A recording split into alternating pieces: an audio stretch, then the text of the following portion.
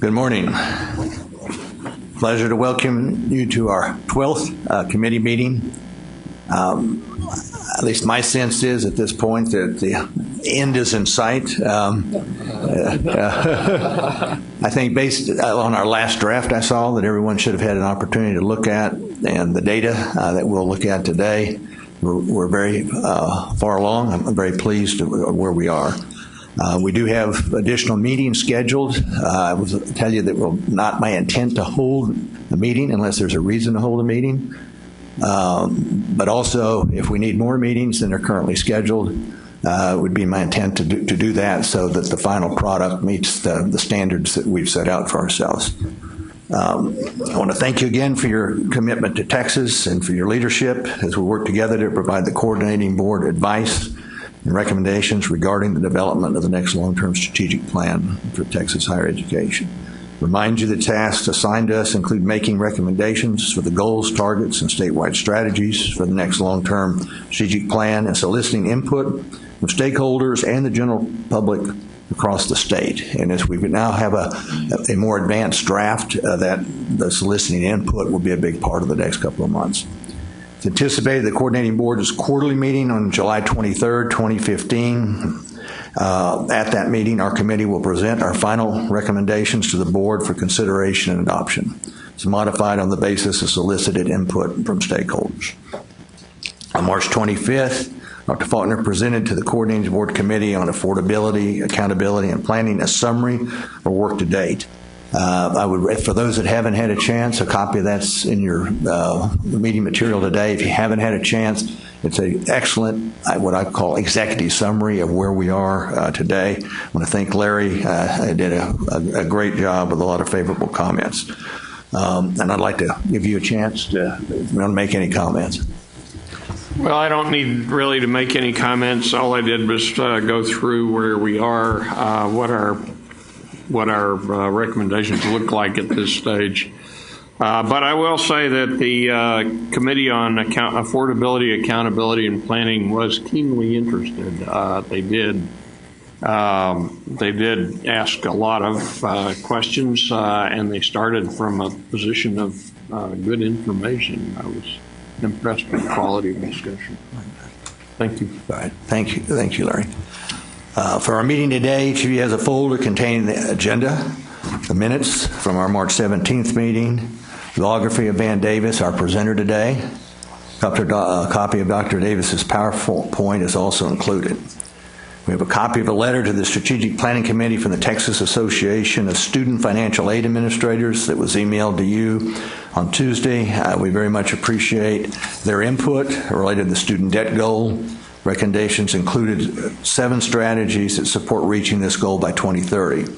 David Gardner has suggested, I think, that we need to consider adding a strategy that would address ways to help students be more aware of their debt levels.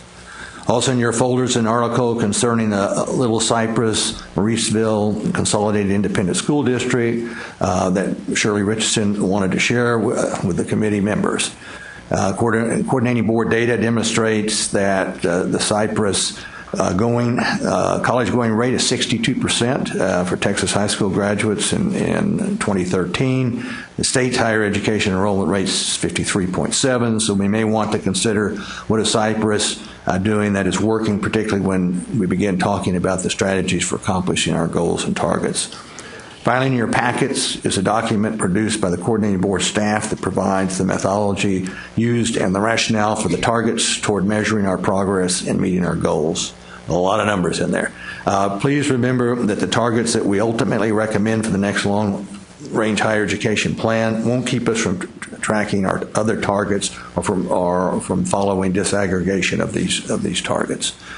But it will be important for us to recommend a focused set of targets that will enable the state to track progress achieving the goals of the plan. A revised version of the draft higher education plan is not in your packets, but will be forthcoming again by email. Once again, I encourage everyone here to read as these come out and connect back to the staff with your comments. And it'll come back out once the staff has had a chance to update the draft based not only on the previous comments since the last meeting, but also our discussions and suggestions today. In terms of our agenda, after the approval of the minutes from our March 17th meeting, we'll hear about competency-based education. Dr. Van Davis, Associate Vice President for Higher Education Policy and Research at Blackboard, Inc., former Director of Innovations in Higher Education, the Texas Higher Education Coordinating Board. After our discussion with Dr. Davis, we'll begin our discussions of possible targets for achieving the 4 goals we have proposed. Then we'll take a short break just before noon to retrieve our lunches before coming back together as a committee to continue our discussions. And with that, let's go ahead. The first thing I'd like to do is entertain a motion to approve the minutes of the March 17th meeting. Moved, seconded. Any opposed? None opposed. Motion passes to approve the minutes. Before I introduce Dr. Davis, I want to remind you that our meeting is being webcast and that the webcast of our meetings are archived and available for viewing through the coordinating board's website. I also want to encourage committee members to ask questions and offer suggestions during our discussions. So with that, I'd like to begin by introducing Dr. Davis. His more detailed biography is in your packet. He is associate, as I said earlier, Associate Vice President of Higher Education Research and Policy at Blackboard, Inc., where he is part of Blackboard's new strategic partnerships and thought leadership team. He works on distance education and learning technology issues as well as policy issues such as competency-based education and workforce alignment. Before joining Blackboard in January 2015, Dr. Davis, Director of Innovations Higher Education at the Coordinating Board, most recently led the Coordinating Board's efforts in responding to Governor Rick Perry's calls for a $10,000 bachelor's degree, for directing the grant supported Texas Affordable Bachelorette Project, which resulted in the creation of the state's first competency-based education degree, bachelor's degree at South Texas College and Texas A&M Commerce. For 10 years before joining the staff of the Higher Education Coordinating Board in 2007, Dr. Davis worked at both public and private institutions of higher education where he served as a history professor and academic administrator, with both PhD and MAs from Vanderbilt and in history and a BA from Southwestern University. And with that, I'd like to welcome Dr. Davis. Thank you very much, sir. So thank you all for the opportunity to spend some time with you this morning talking about competency-based education. My former colleagues here at the Coordinating Board know that this is something that is very near and dear to my heart. I feel very passionately that competency-based education will be providing a very important pathway for students who are not currently being well served by our institutions, and especially for the returning adult students.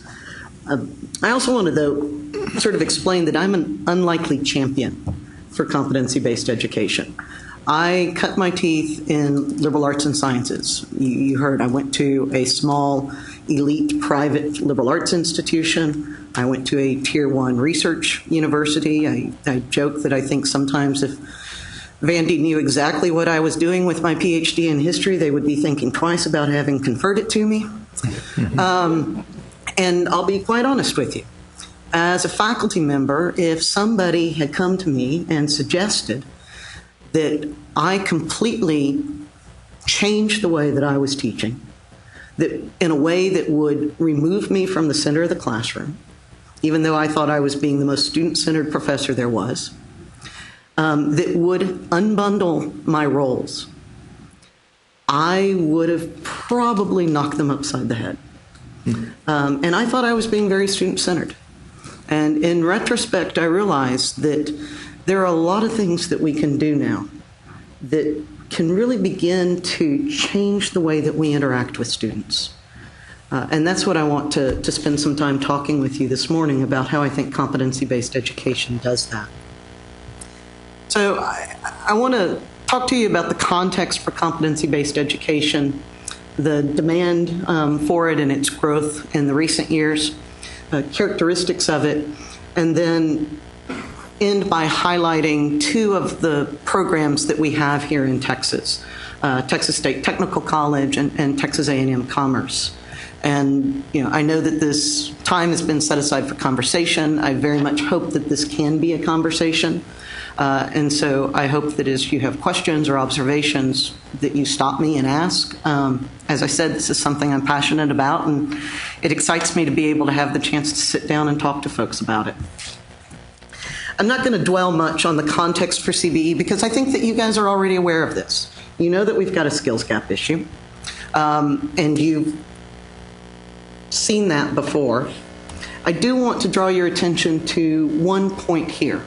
Some of this I know is not a surprise, but that last point there I think is significant when we talk about competency-based education. 71% of the employers and executives who were queried said that they believed that by engaging in helping their employees get a degree, a post-secondary degree, that they were going to increase loyalty and that they would see higher retention rates. And I call that out for a reason.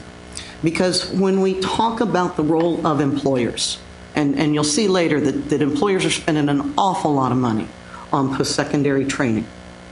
When we talk about the role of employers, they are very much centered in the conversations and the development of competency-based education.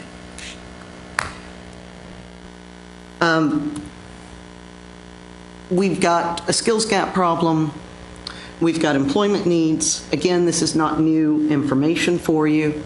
We have a rising cost of higher education.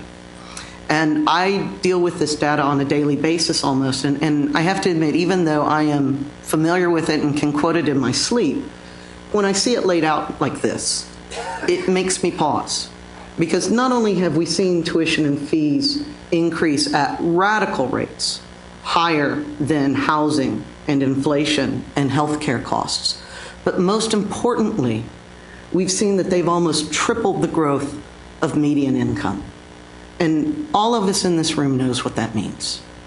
It means the students that have the least, and increasingly the students in the middle class, are the ones that are having the most difficult time being able to obtain an education.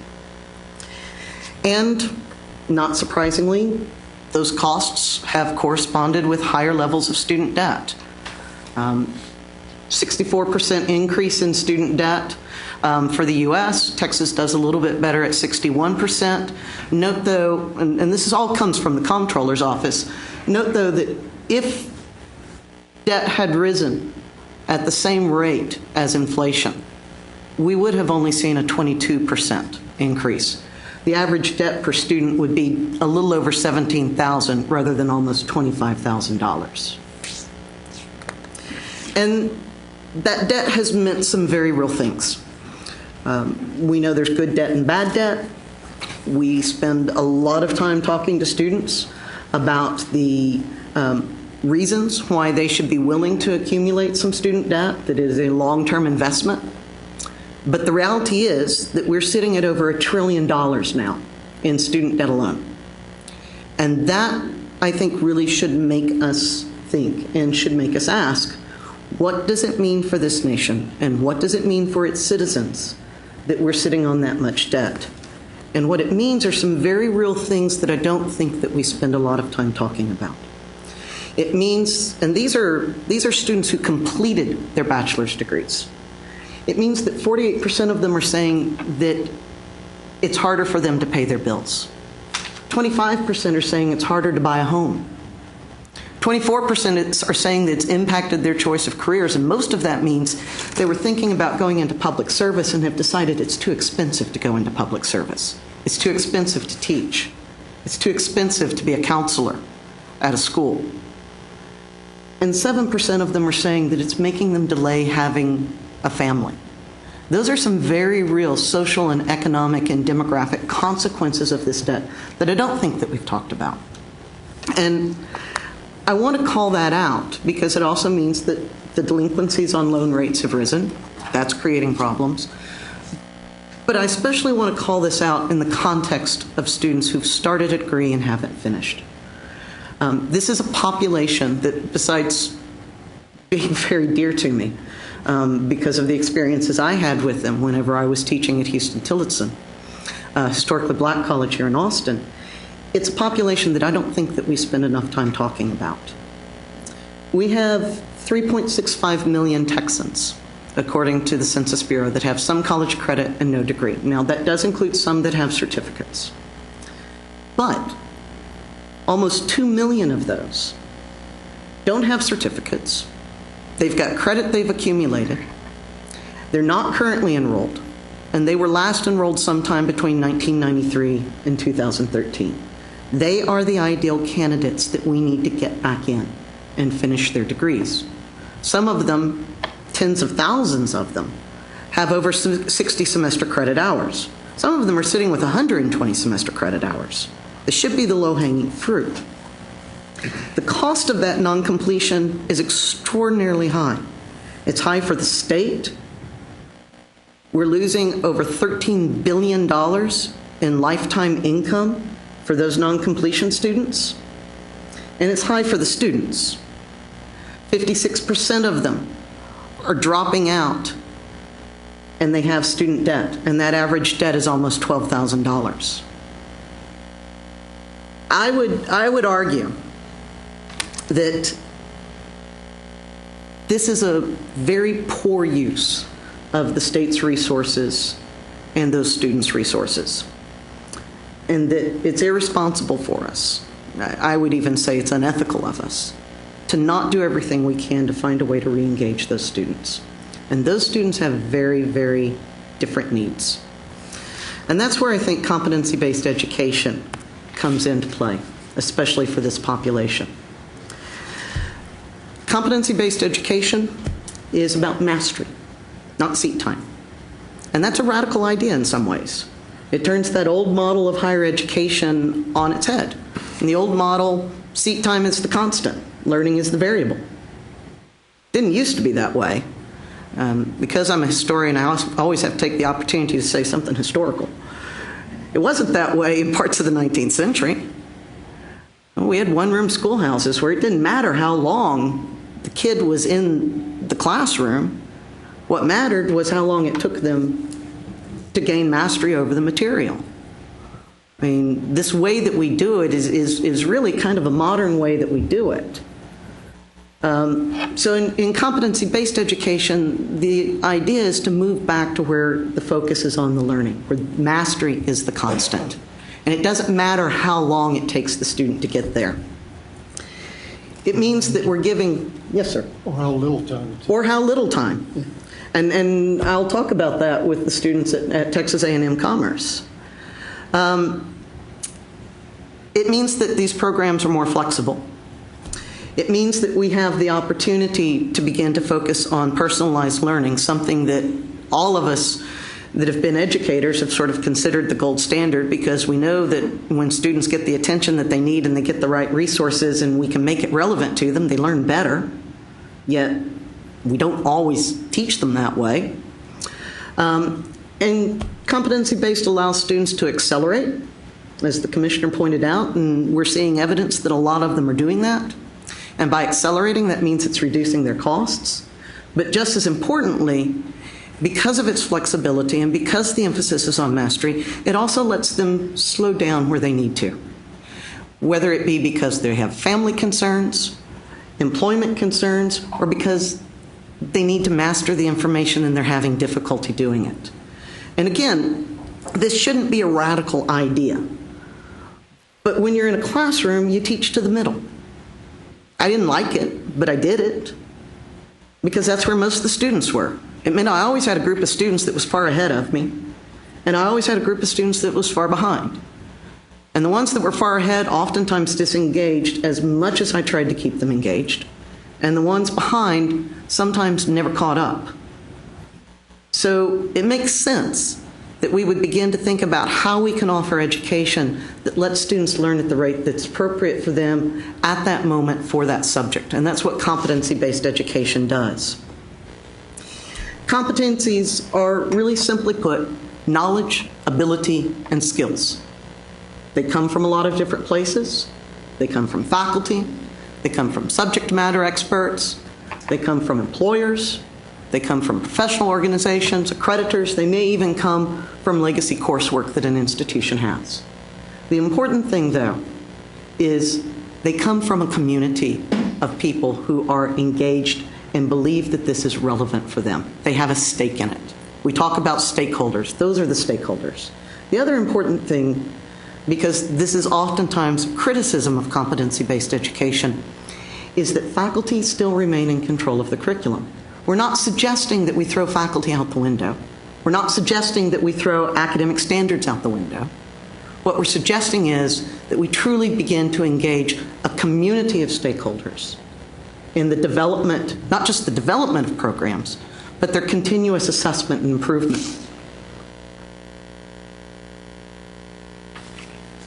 So I want to talk a little bit about a competency-based student. The characteristics of these folks is that they're older. Most of them are over the age of 25 right now. They've accumulated credit oftentimes from a number of institutions, or they've swirled in and out. They are overwhelmingly already employed, and therefore they are extraordinarily interested in skills and competencies, even if they don't use that language to label them. They are incredibly savvy consumers. They aren't 21-year-olds or 18-year-olds that are trying to figure out where the best fraternities are. They're folks that are trying to figure out what's going to give them the best value, what's going to give them the best bang for their buck and for their time. And they talk to each other. They listen to their peers. And we've seen this at Texas A&M Commerce's program, where student word has already begun to significantly impact their recruitments. They are also extraordinarily engaged with technology. And this is really important in terms of how these programs should be developed and the characteristics of them. And although these students may not be digital natives, that engagement means that they want to access their material anywhere, any place. It could be a library, it could be home, it could be work, it could be Starbucks, it could be on the bus if the bus has Wi-Fi or they have a smartphone with them.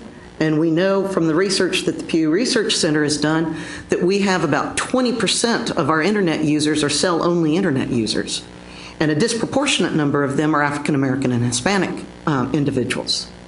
So these folks want access to technology. They want the technology to work. They also expect that that access not only should allow them to get materials, but it means that they want access to the people on demand whenever they want. They want to see quick response. And we know that these students are very interested in the data, although they wouldn't call it that. But they're all about the numbers. They want to know the payoff. They're especially interested in the numbers that are going to help them figure out their pathway through their degree and help them figure out what they still need to learn and do. And so all of that means that they need to have a program that's designed differently. And there's one thing that's not on this slide that I want to make sure that I call out. Because most of these are returning adult learners, it means they've already tried this at least once and they didn't make it. They are scared. They are anxious. Many of them feel like they can't do it. They are embarrassed and humiliated in some cases. They're ashamed that they didn't finish. They are at great risk going in. And I'll tell you a story about one of the students at Commerce who's going to be graduating.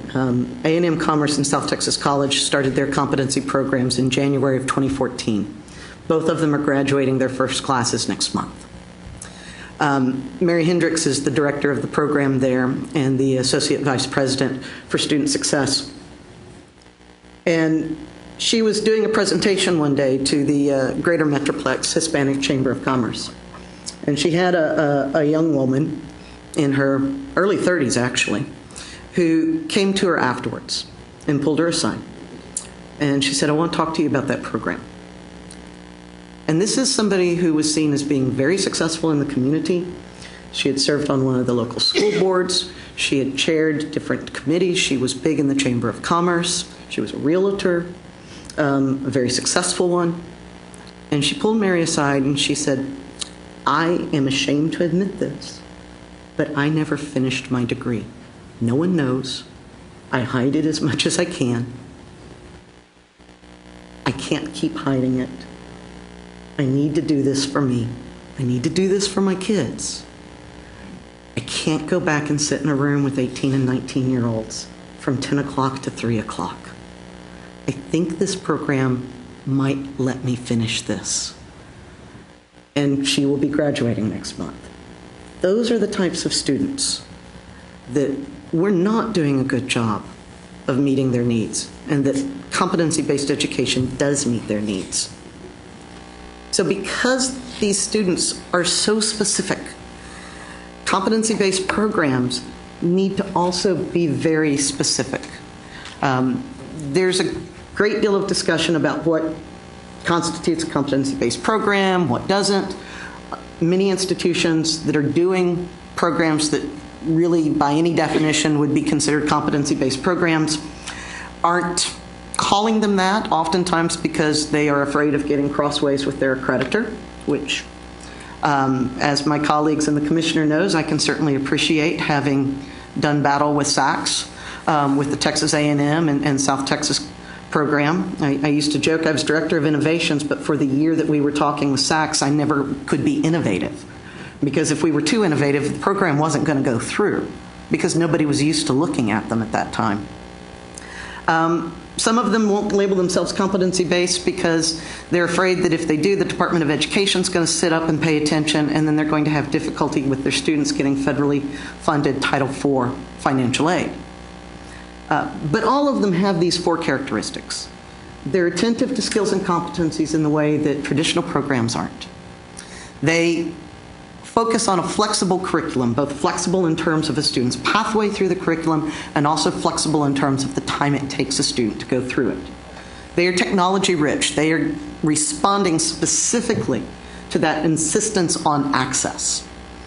And what has probably garnered the most attention, they oftentimes have alternative cost models for both the student and the institution at the heart. Now, what that means in terms of the attentive to skills and competencies is that these programs are very interested in leveraging the $590 billion with a B dollars that employers are using on post-secondary education and training.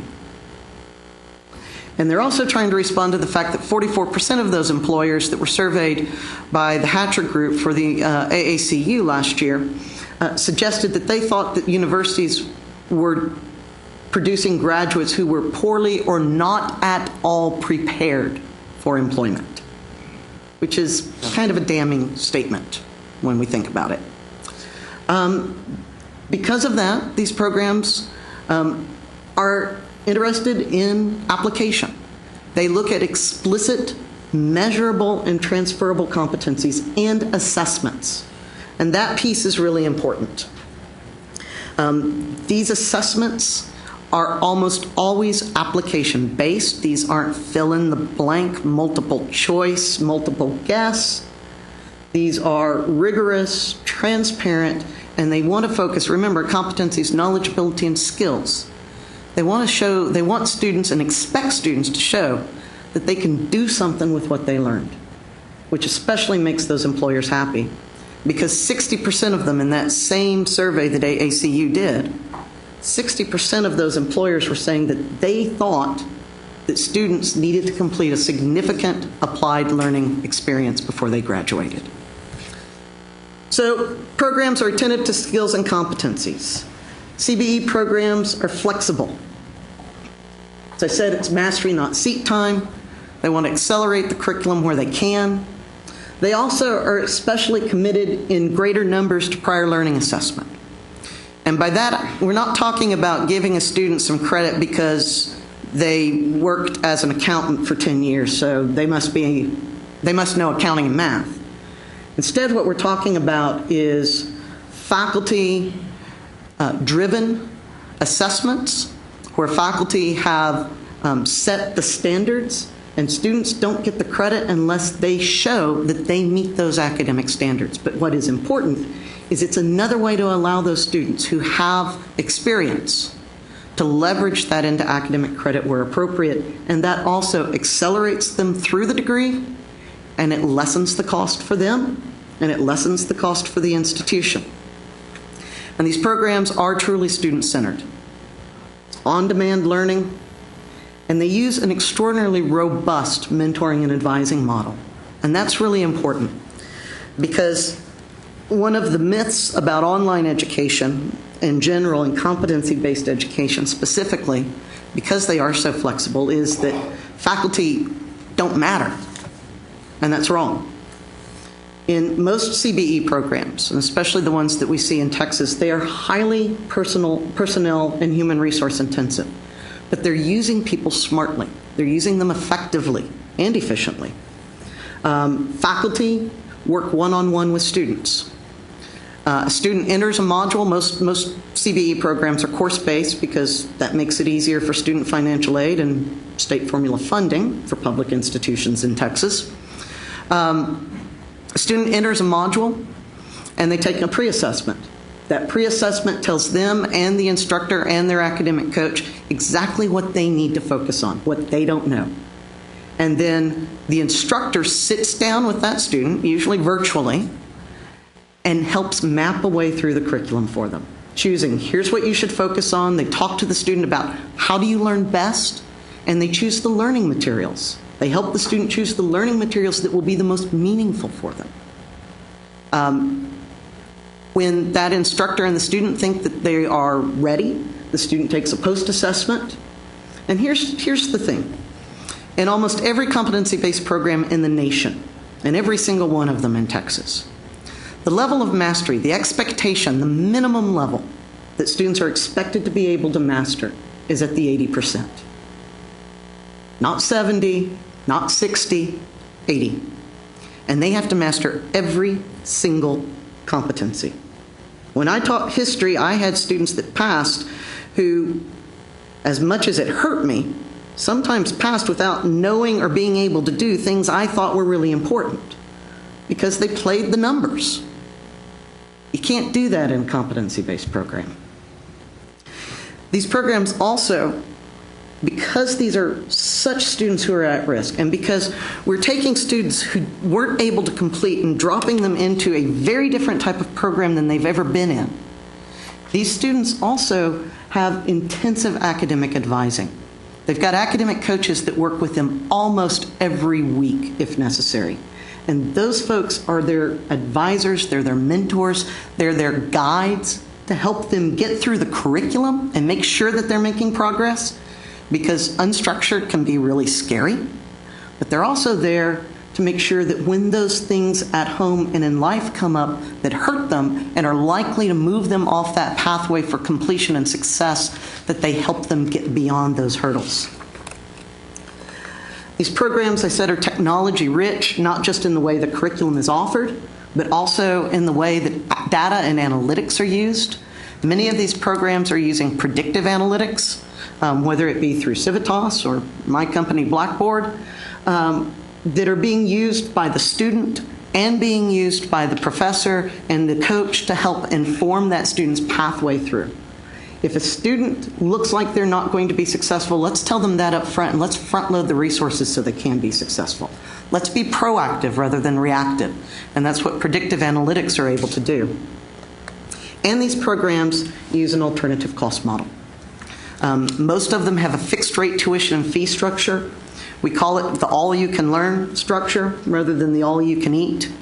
Student pays a fixed fee, and they can master as much as they can during that set time period.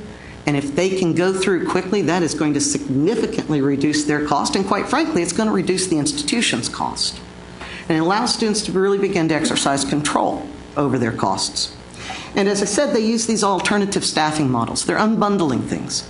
Rather than assuming that a faculty member can be the advisor, the subject matter expert, the facilitator, the teacher, the researcher, the public intellectual, the institutional community service member, it begins to unbundle that. So you're using people who have specific skill sets so that they can do the things that they know how to do best. Now notice, I'm not saying that you're going to use adjuncts. I'm not saying you're going to use part-time folks. What I'm saying is you're going to use people more smartly. And that is common to really every competency-based education program across the nation that you will find. So we've had some success with this in Texas. In addition to WGU Texas, and I know the chancellor's sitting over there, we have a number of public institutions that are doing this. Texas State Technical College is doing it with 2 level 1 certificates. They're the only institution right now, I believe, that's doing it at the workforce level in Texas. They use a direct assessment model. They deliver it in a hybrid format. They have students come into labs because it's very much skills-based. And so they have folks in those labs that can both assess students, but also lab assistants that can help them, which is another example of how they're unbundling those faculty roles. And over 60% of their students are those 25-year-olds. 8 weeks, $900 a term. And then at the other end of the spectrum, we've got Texas A&M Commerce. Bachelor of Applied Arts and Sciences in Organizational Leadership. They're considering the development of further programs. It's delivered completely online, and it is a completely competency-based model, and it didn't start that way. It started out that only the general education was going to be competency-based, and the upper division was going to be accelerated traditional online coursework. And the students revolted. They actually went to they actually, after 1 term in that traditional online face-to-face at the upper division, in mass, they told the folks at Commerce, if you don't change the upper division to competency-based as well, what we've been really successfully doing, we're going to drop out. And as a result, Commerce went back and they reconfigured that upper division curriculum so that it's all competency-based now. Commerce maps their competencies back to courses. That helps them in terms of transcription. Semester credit hour, even though it may not be that meaningful, is still the coin of the realm in higher ed. It allows them to adapt their back-end processes without having to start over from scratch, although it has been nothing short of nightmarish for some of those processes.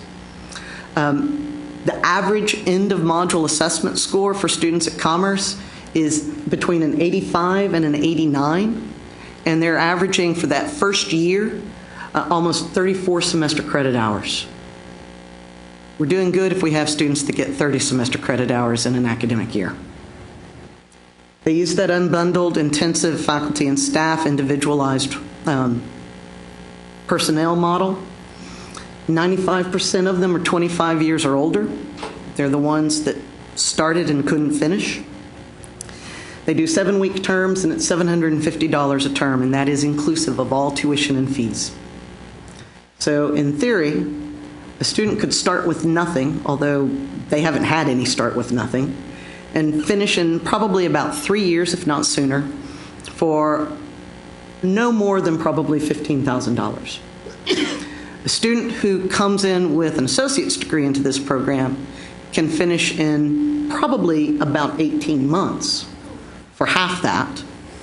And if they have 90 semester credit hours and they only need the upper division, then they can finish in 1 year for under $10,000, inclusive of all of their learning materials, by the way, because it's all baked into the curriculum. And it has been a game changer for them. As I said, Commerce will have their first class graduate next month. So this slide is in your packet. I'm not going to dwell on it, but I think it lays out the case for why CBE needs to be considered more now when we talk about completion and success, particularly with our returning adult students. And I know by looking at the draft plan that that is something that is extraordinarily important. It's something that I know from the time I spent here with the Commissioner and Dr. Gardner, that it's something that is also very, very important to them. And so I would suggest that this is something to consider. It's something to consider perhaps as a strategy. It's certainly something to consider in terms of finding ways to reward institutions for stepping out and innovating and doing something very, very different that is also very difficult at first, and it is costly for the institutions at first. But over the long haul, the financial modeling seems to indicate that institutions can more than recuperate their costs with, and this is most important, no dip in quality. Because we gain nothing by offering students cheap if there isn't quality there as well. That's not value. I'm happy to try to answer any questions. I'm happy to talk more about this because God knows I love this. And I think that this won't fit for all students, but it's clearly meeting a need for a growing number of students, and it's helping them change their lives and change their families' lives, and it's helping the state recuperate some of those sunk costs that we've already sunk into these students. Dr. Davis, I'd like to ask you about scale. I know WGU Texas has about 6,000 students. You're talking about the first graduating class. What kind of scale do we see in these programs? So the South Texas College and the Commerce program intentionally are scaling slowly, and they're doing that because it was a way of amateurizing the startup costs and also a way that doesn't blow out the infrastructures at each of the institutions. I think the first graduating class at Commerce, Ginger, you may have seen this data more recently through the report that y'all did to EDUCAUSE. I think they're going to be looking at probably around a dozen students. South Texas, I think, is going to be looking at around 20, although they should be doubling those numbers, if not tripling those numbers every year after that. And that was an intentional decision for them. The programs can scale very large. And I think WGU Texas is a good example of how you can scale. And they scale well because you're rethinking the way that you're using people. I think, though, for our traditional brick and mortar institutions, we have to be careful that they don't set themselves up for failure. And that means letting them scale a little bit more slowly, because this is a radical shift for many of them. And the back-end infrastructure issues are especially challenging for institutions that already exist. WGU got to create all of this from scratch. Commerce and South Texas have had to make do with what they have, and that can be very difficult at times. There's a lot of technical nightmares, unfortunately, and a lot of business process nightmares that account for a lot of the gray hair that if I let my hair get longer, you would see. Yes, David. I think there's several pieces here that I think you perhaps assume everyone knows. And if everyone does, after I ask the question, say so, we'll pursue it. But I think it would be helpful if you could address how are competencies actually assessed. I mean, part of this whole issue is the student needs to be able to move along rapidly or slowly, depending on their. So there obviously needs to be flexibility in doing that. I know it's done more than one way. And then the second piece is, to some extent, I know what students will do is they believe they have the competencies in place and they're assessed quickly, but in other cases there's some assistance in actually instruction, and I think we need to sort of get a little bit better view of those two things. Am I the only one that needs a little explanation of that? So there's a couple of models that are used for assessment. Because such an emphasis is based upon knowledge, ability, and skills, the application, most of the assessments are application-based. They're applied. Very few of them are multiple choice. At the upper division, those assessments are almost always in the form of students doing things that they would be expected to do in the workforce. That could be case studies. It could be actually working with a company.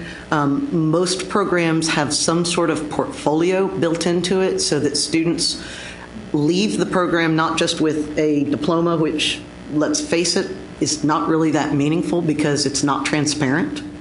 You can't tell necessarily what a student knows and is able to do by looking at what they've earned the diploma in or even looking at the coursework. And so the idea is that they come out with portfolios as well that show all of these assessments that they've done. It shows the case studies. It shows the real-world exercises that they've been involved in. On the general education level, oftentimes these assessments are also applied for an English composition course. You wouldn't be assessing a student with multiple choice. You would be actually asking a student to produce some sort of work product that is indicative of the competency that they're expected. And by the way, written and oral communication are two of those skills over and over and over, as you well know, that employers are saying that they need. I mean, we call them marketable skills now. And so those are the sorts of assessments we're doing. I really want to emphasize that these are almost never multiple choice fill in the blank. These are rigorous assessments. In terms of who's actually doing the assessments, there's a couple of different models. Some institutions use a completely different group of people to do the assessments outside of faculty. Some institutions are using the instructors to do the assessments. Part of the choice there oftentimes has to do with the ability to scale and the costs going in. And in terms of the instruction, when a student goes into one of these modules, they take this pre-assessment, again, which is almost always has an application basis to it. And those questions on the pre-assessment are always directly tied to the learning outcomes of that competency. There's a one-to-one relationship, so that the instructor is able to grade that and then sit down with the student and say, all right, you know this, but you don't know these things. So here's the curriculum that we're going to work through.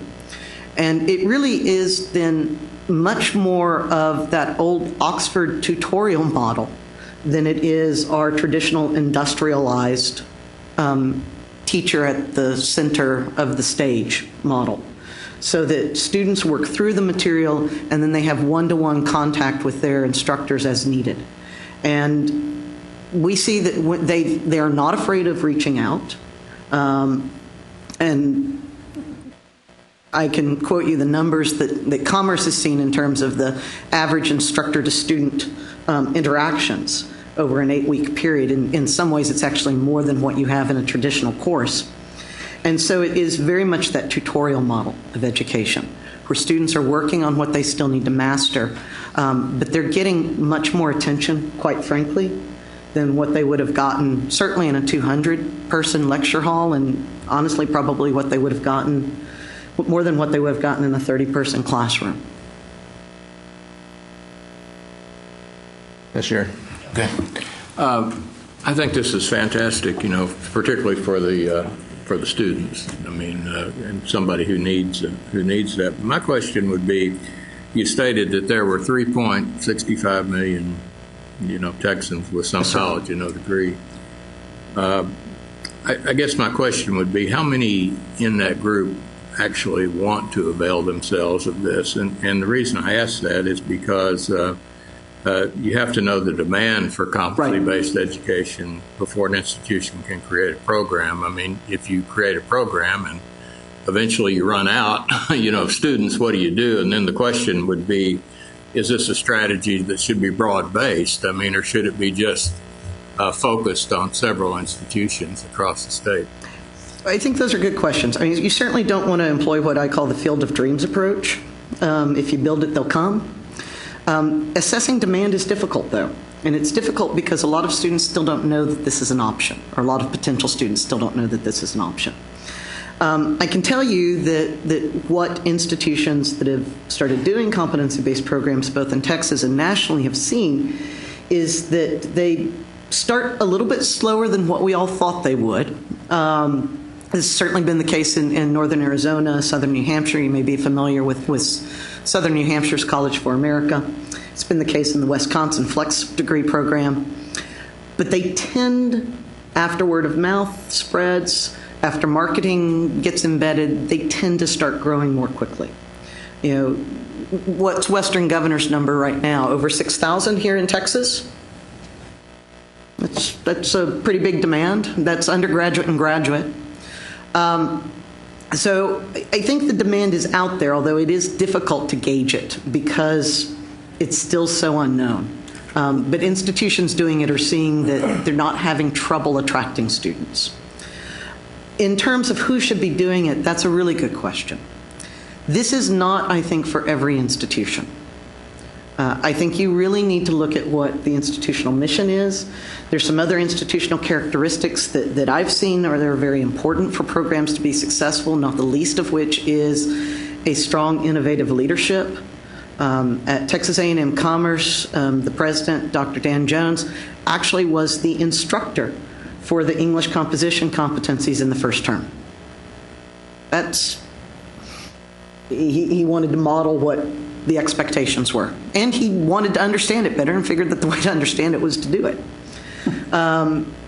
So there's some institutional characteristics, I think, that predispose some programs. I haven't done the numbers on this, but I have a strong suspicion that land-grant regional institutions are probably better fits for competency programs because it's very closely aligned with their historical missions, and community and technical colleges as well because of their historical missions. So I don't think, though, that you want to force it on everyone. The way to kill any good innovation is to make everyone do it and to put it into faculty committees. As someone that used to kill innovations through faculty committees. Yes, Bernie. Thank you, Woody. I as well am as Woody knows, I'm very high on this approach, CBE. I think that demand, back to what you were saying, the lack of awareness of this option, I think demand will ultimately drive scale. I really do. And I kind of look at CBE as what we call in my industry as a disruptive technology, a Uber kind of a thing that comes into the marketplace and just shakes things up. So I think the more that's known about it, the more demand is going to drive scale. Back to your chart that shows tuition and fees far outpacing inflation and other industries. I'm curious to know what drives the slope of that curve.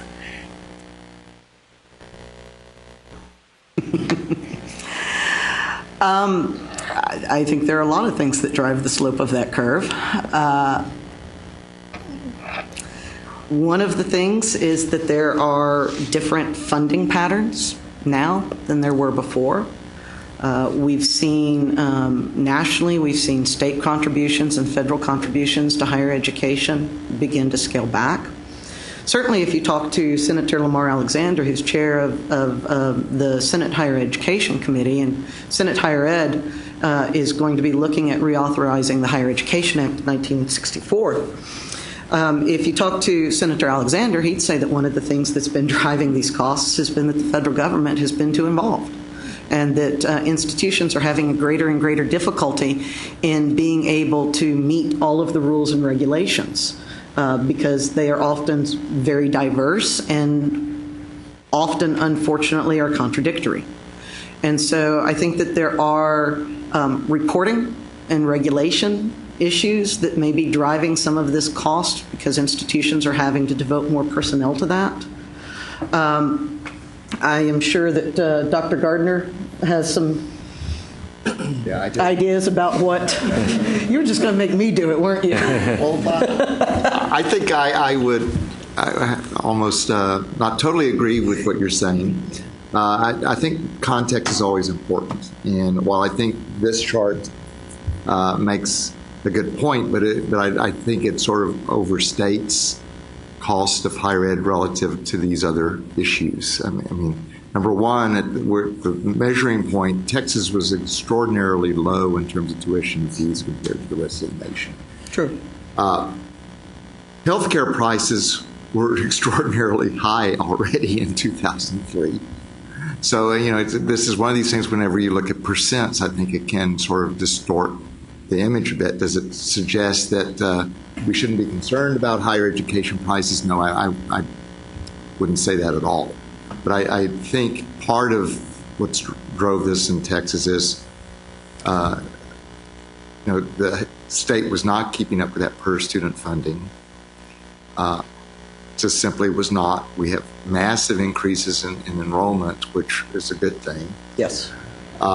Which helped contribute to that. One of the reasons the tuition fees were institutions were given more flexibility was it was understood that the state wasn't contributing as much on that per student thing. So I just want to make a point that if you were to look at other states, that 7,100 would look awfully inexpensive compared to at least 20 other states.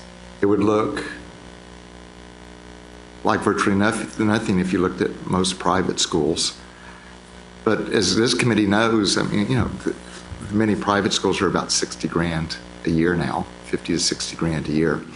But I think this committee's discussed the point. I mean, we just can't let this get away from. For our purpose, I think part of the discussion of competency-based education is this one potential tool to keep this from getting out of line. And something we had not discussed a lot in this committee, but I know Van and I have talked a lot about over the years, and Susan as well, is we've long been concerned about the number of students who have left college, haven't completed any type of degree or certificate, have debt in their pocket, and the state has spent hundreds of millions of dollars on these students over time without realizing anything. So part of this Van's approach today is how to recapture some value for those students, and then going forward, how to this has the potential to hit that first goal in terms of educational attainment for the state overall, but also can help with completion and what way we do it. But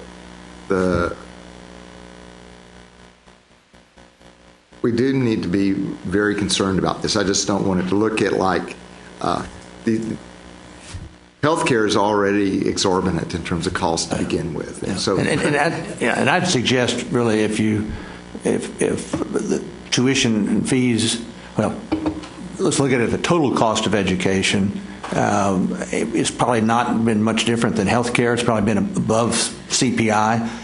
But the reason why it's so much higher than healthcare in this particular example is for what David said, the state has essentially been flat. So if you hold a big portion of the spending that goes to create higher education, if that holds flat, something else has to give, which in this case are tuition and fees, so that pushes that line up considerably. What concerns me about this slide is the median income. The fact that higher education costs have outpaced the rise in median income. To me is concerning. And yes, I think you're right. The $7,100 for Texas publics is a steal compared to privates. My wife just got accepted to George Mason for an MFA program to the tune of $22,000 a year with no assistance. So $7,100 looks really good compared to $22,000, and I shudder to think how much my private liberal arts education would cost in dollars today. I don't think we would have been able to have afforded it, but it is still we are still seeing this outpricing the ability of some of our students, and especially students who have families. And I just want to. I agree with that. I just want to make the point that this slope is really a little misleading in this case. What's irrational? The cost is important. What I find a little bit irrational about the slope is that we all buy into parents and students being overburdened with the cost of higher ed, yet those doing the pricing continue to ask for more. So that sounds counterintuitive to me. I believe some of my colleagues who are economists would consider it irrational behavior. I, fortunately, am not an economist. I'm a historian and a policy guy, a policy wonk, and yeah, it's problematic. We've pushed more and more of the cost to students and families. Bob? Yes, I'd like to continue on with this thread of thought in here, and I made a note during your presentation. It says intensive academic advising was one of the really important ingredients in there. And yet every trend that we see within our institutions is just the inverse of that. We have larger classes, jammed in there. We have far more part-time instructors that come in for a short time, give their class, head on to something else. And I think the idea of having that academic advising where you can lead an individual through a particular process is wonderful. What I can't figure out is how you'd ever pay for it. So this is one of those places where it's about how you leverage the technology and it's about the economy of scale. And it's about pacing of students. So one of the things that the folks at South Texas and Commerce have seen in their first year, and I talk a lot about them because that's the program that I helped build. But one of the things that they've seen is that there's actually a cycle to the instructor-student contacts, but especially to the academic coach-student contacts. That the first couple of terms, and remember, we're dealing with shorter terms, so we're dealing with 7 weeks rather than 14 or 15 weeks. What they saw was for the first 2 or 3 terms, students needed a lot of interaction with those coaches because they were doing something completely new and they were scared to death and they hadn't gotten the hang of it yet. However, after about the 2nd or 3rd term, they became pretty self-sustaining. They didn't need as much contact.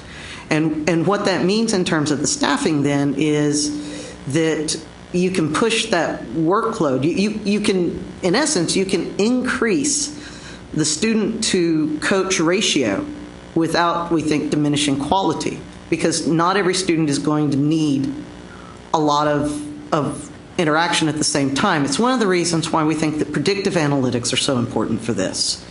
In the traditional model, it's sort of a scattershot, shotgun approach. We're going to throw a bunch of stuff out there, give students access to a bunch of services that they may or may not need and may or may not be the right fit.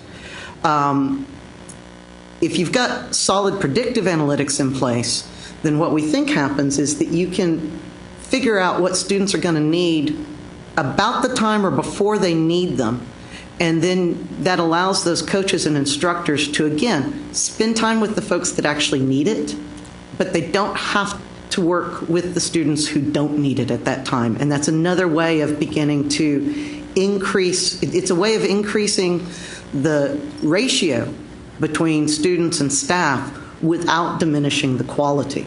And if you can scale it with enough students, then you start picking up on that economy of scale. We ran the numbers for South Texas College and A&M Commerce and did 5 years out.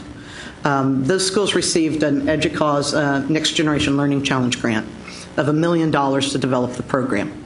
And both schools sunk cost into it as well. And when we ran those numbers as part of that grant proposal, what we saw was that for the first 4 years, the program operated in the red, no doubt about it.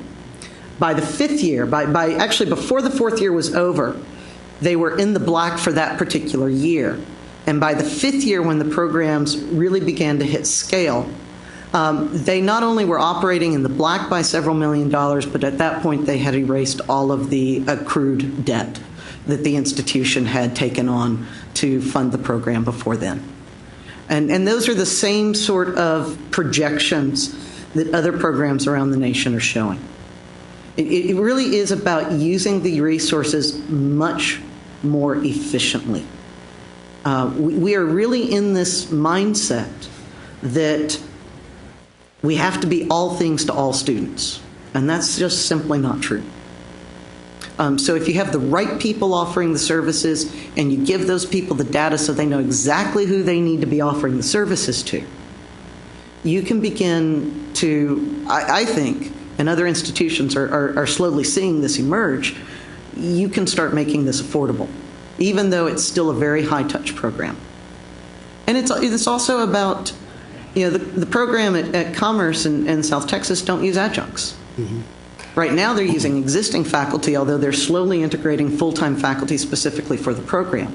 You're also changing the faculty roles, which means that rather than having faculty that are trying to do advising and are expected to do research so that they can be tenured, you have them focusing on teaching.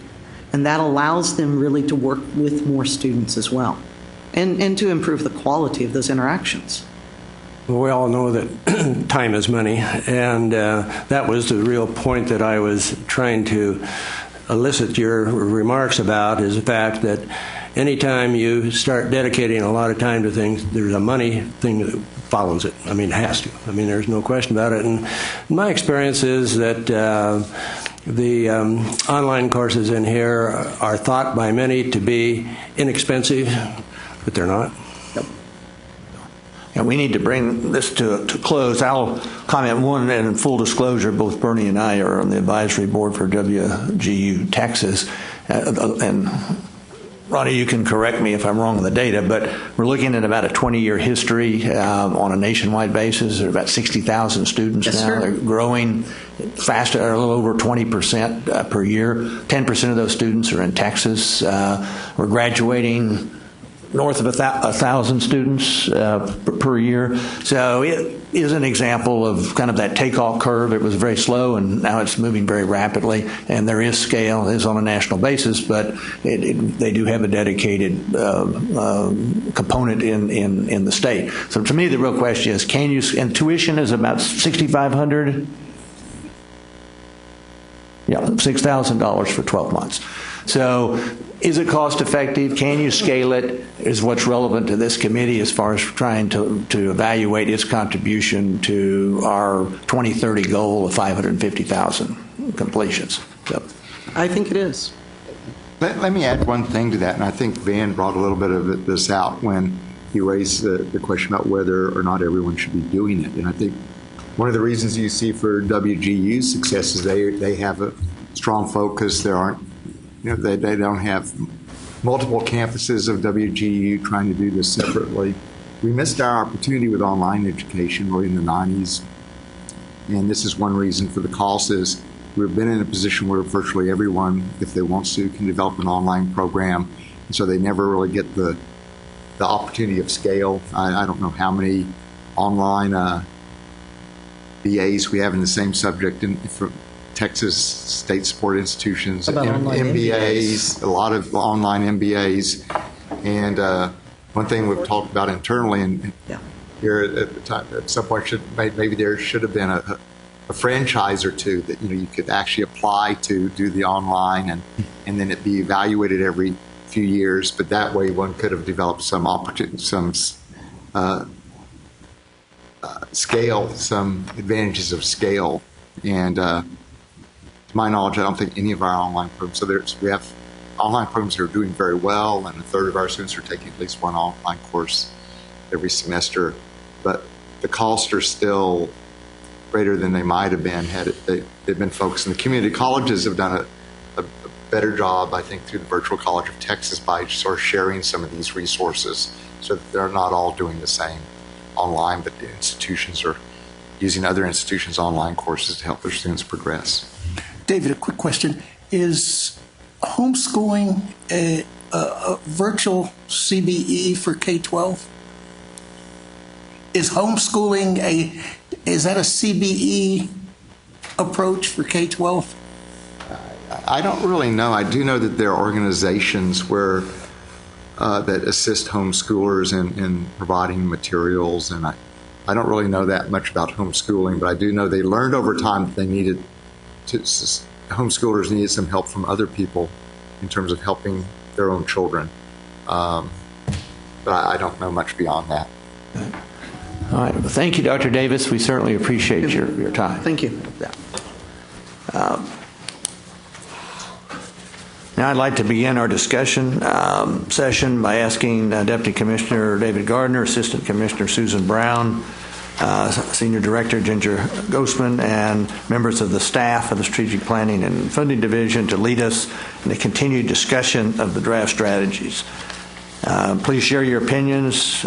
Please consider if the target numbers are both challenging and realistic.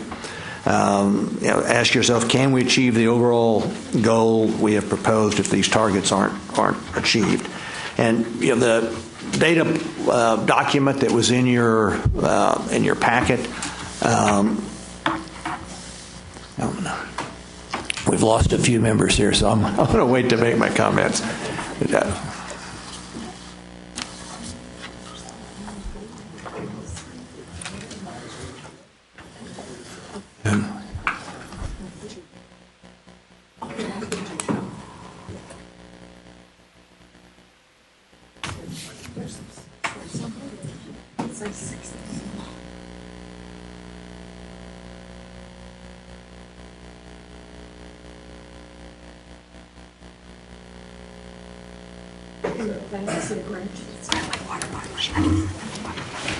Mary, could you bring up the slide for College Town Hall?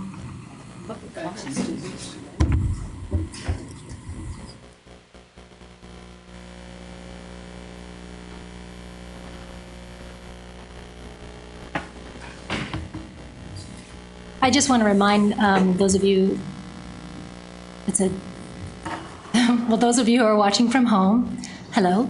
And we have College Town Hall available for your access if you're interested in following along with the discussion we're having today. There is a document posted on College Town Hall that you can access.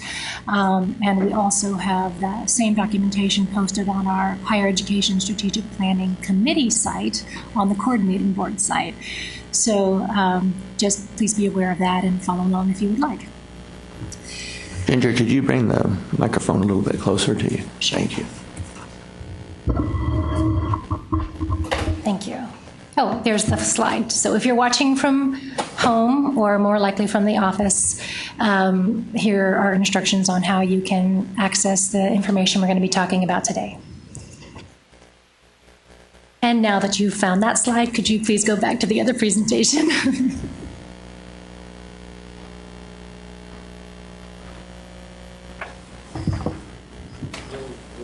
So we are going to talk through again targets, and we're calling them target justifications. We're trying to share with you the methods we've used to come to the targets so that you feel comfortable with the level of information you have when you're deciding on whether or not to keep these targets.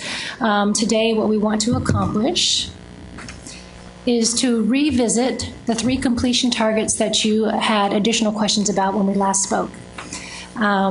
We'll review progress anticipated or associated with these targets and hopefully agree on these numbers.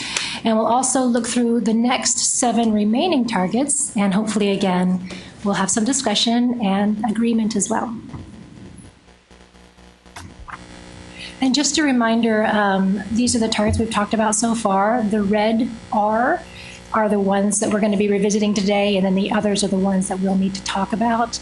And as with closing the gaps, every 5 years we will take a look at the numbers associated with these targets and decide or discern whether or not those numbers need to be updated based on population trends or trends in higher education.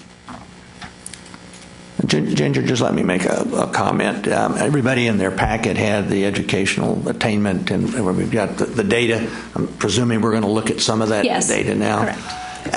I guess my point would be, as we review the 60% goal, the 550,000 student goal, to me, the real, if you look at our historical growth rate from 98 up through 2013, 2014, we've grown at 4.7% in terms of incremental completions per year on a compounded basis, and we only need a 3.8% growth rate going forward to 2030 to get to 550,000. And so if you look at it that way, it looks like everything is very realistic as far as its achievability.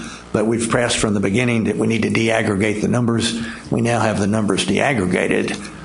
When you look at our productivity factor, this average annual percentage change historically, 2005 to 2013 of 0.37, that's essentially we're taking the population growth out and we're asking ourselves how well are we doing in terms of increasing the educational attainment of our workforce, and which so the historical is 0.37, and you look at what we need going forward, it's 1.27%. And so one way to look at that is, well, that's less than a 1% difference that we have to elevate our productivity to. But another way to look at it is when you look at it 2030, it's the difference between reaching 60% or getting to 44%. So, just the math of compounding small differences, if you compound them over a longer period of time, can make a huge impact. So I think essentially all the deaggregated numbers that we're going to look at ultimately work back for us to answer the question, how realistic is it for our compounding productivity or getting better as opposed to just getting bigger? Because bigger is driven by an increasing population. Getting better is having a more educated population as a part of our workforce. it's essentially the difference between 0.37 historical, getting that to 1.27 on average over that 15-year period, 16-year period from 2014 to 2030. And so as we look at the deaggregated numbers, some of the numbers that I saw, you begin to separate the population growth and the productivity numbers, and we can see how big of that Hispanic growth, economically disadvantaged growth, how big of that number has to come out of us being better as opposed to bigger. So with that, I'll let you go ahead. That's very helpful, I think, especially to the folks watching at home at the office. So if you are watching remotely, this is the document that Mr. Hunt just referred to, and in fact, he was discussing page 1. So, and exactly, those are the things we're going to be discussing today, is talking about those changes over time, what could be attributed to population growth, and what will have to be attributed to growth and productivity. Not just degree production, but also that would include certificates for many of these targets. So for those of you who weren't able to attend last time, and those of you watching, we just want to give a little reminder of what we're looking at. So this is an example of one of the charts, or this is an example of a chart that we have provided for you. So this is essentially an anatomy of that graph, and we're trying to share a lot of information in one place. We graph data as reported so we could see what's happened over time, and the bars are the targeted amounts, the red bars in this example. So again, every 5 years, we'll adjust these targets as needed. To smooth this reported data, we graphed a trend line to show growth over time. We called that actual data before 2014 and projected data after 2014. We used data back to 1998 where we could. The data to the left of the black vertical lines is historical. The data to the right of the black vertical lines is projected. Unless otherwise noted, the yellow bar that's not dotted is the arithmetic mean of the highest 5 years, and those years are not necessarily consecutive of historical data. So we're looking at what's the best we've done in 5 years in the past, and we projected that out with a solid yellow line. We also looked at the lowest 5 years. Again, it's the arithmetic mean of those 5 years, and they're not necessarily consecutive, and we projected that out, and that's the dotted line. And that just helps provide a window, as it were, for the black line to see where we expect our projected performance to be based on our best, the best we've done, and the worst we've done. Ginger, is the 5 years, how far back do you go, 98? In some cases, we were able to go back to 98, but not all. Uh-huh. So it just depends on where you have the data set, is that correct? Yes, that's correct. Okay. So now I'm going to hand off the conversation to Dr. Eklund, who will help us revisit those 3 targets we talked about with great interest and passion last time. Thank you very much. And what we're going to look at first are the interim targets affiliated with the completion goal and the completion goal. Do I need to? And maybe quickly point out that what questions were raised, which is causing you to present the data. yes, and I think actually Mr. Hunt did a very good job of introducing that discussion, because I think that the committee wanted to look at how much growth could be attributed to simply population growth in terms of our student enrollment, in terms of our overall population growing, and so assuming that as the population grows, we'll have more enrollments and completions, and how much could be attributed to actual improvements that would be made during the planned years.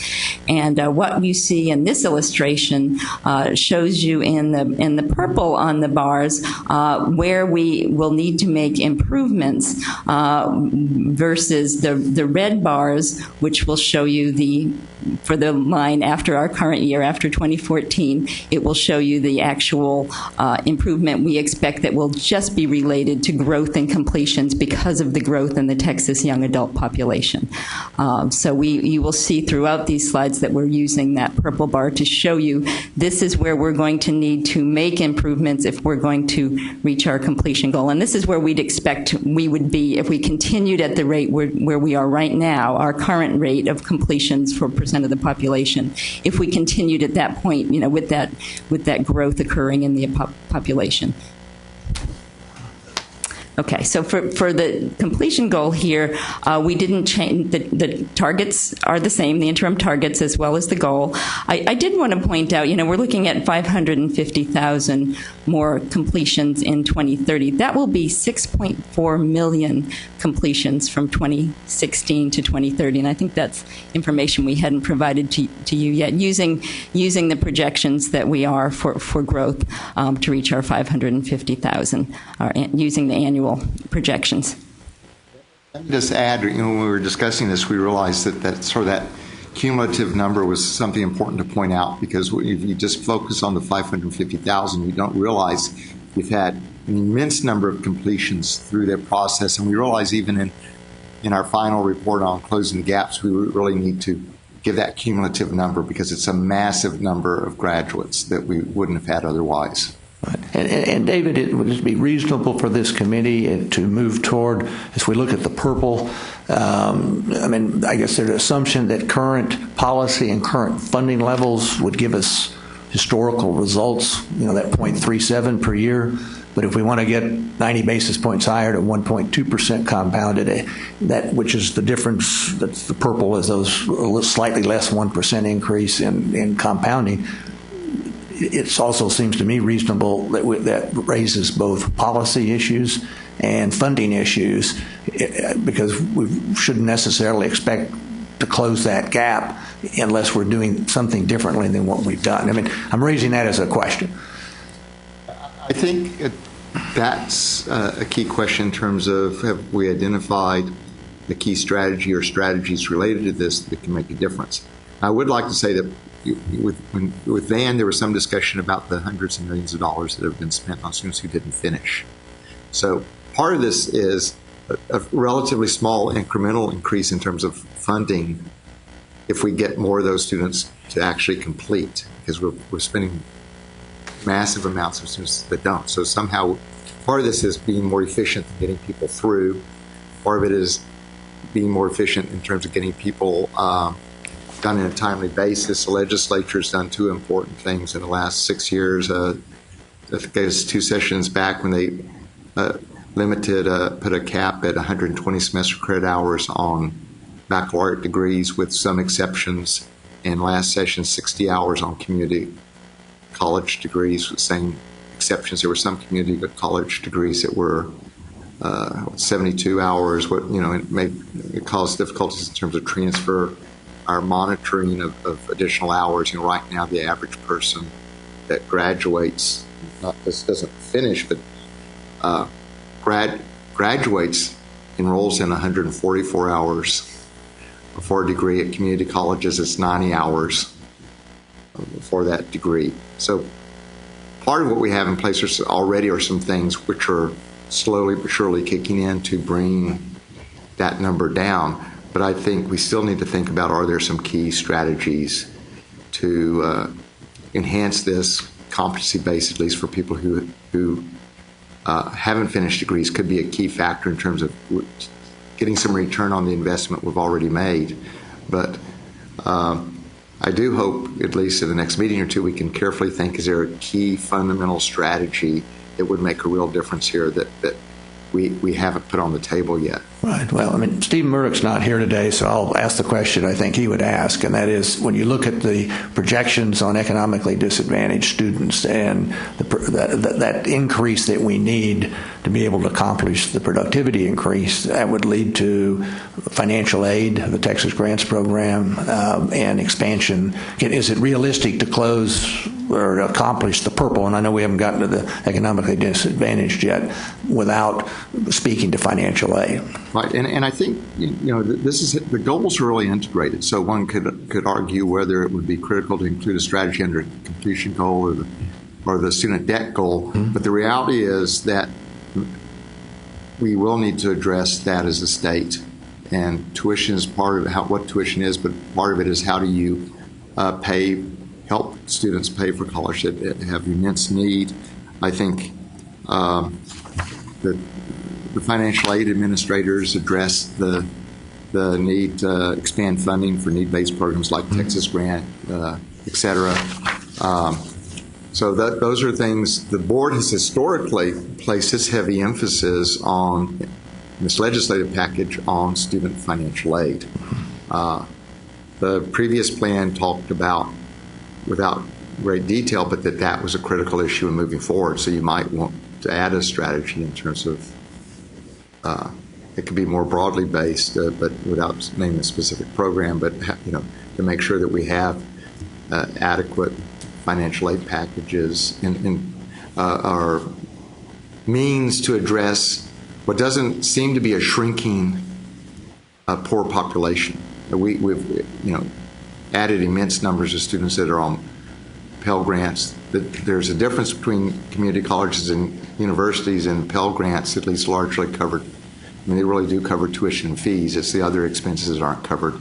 There's still many costs left for university students even that are on Pell Grants. I'm sorry. Larry? Yeah, I'd like to ask a question, maybe a pair of questions to try to help me understand this.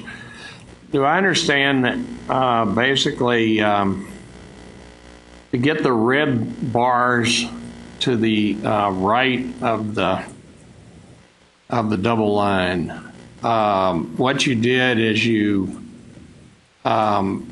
assumed that productivity has not changed. Essentially, the attainment rate has not changed going from 2015 out.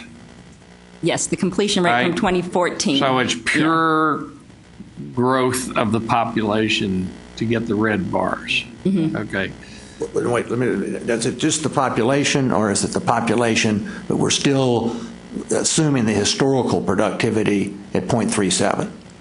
No, it's not a growth of productivity. So there's no growth in productivity. It's just totally, it's taking whatever the rate was in 2014, Correct. Holding it constant but building in the Looks population like it might growth. be the rate in 2015. Which reflects an improvement from 2000. I mean, the completions have improved a great deal over the last Okay, decade. well, my next question actually follows up what Woody's going to say. The black curve looks like it has a pretty much uniform rate of productivity increase, of attainment increase. So, and we know that's 0.37 on the left side of the chart before the double line, right? It's 4.71 is what we've seen from 2000. No, not growth rate. Oh, okay. Productivity rate. The productivity. A productivity enhancement, attainment enhancement, right? What would you assume? You'd have to go back to that first chart on the first page. Right. Better you were doing in terms of achieving the completion of each individual student. I mean, that's essentially what you're getting at, So right? what I'm getting at, let me say what I'm getting at, and then you can tell me. What I'm getting at is we know that that productivity is enhanced at 0.37% per year. Attainment is enhanced at 0.37% per year on the left side of the chart.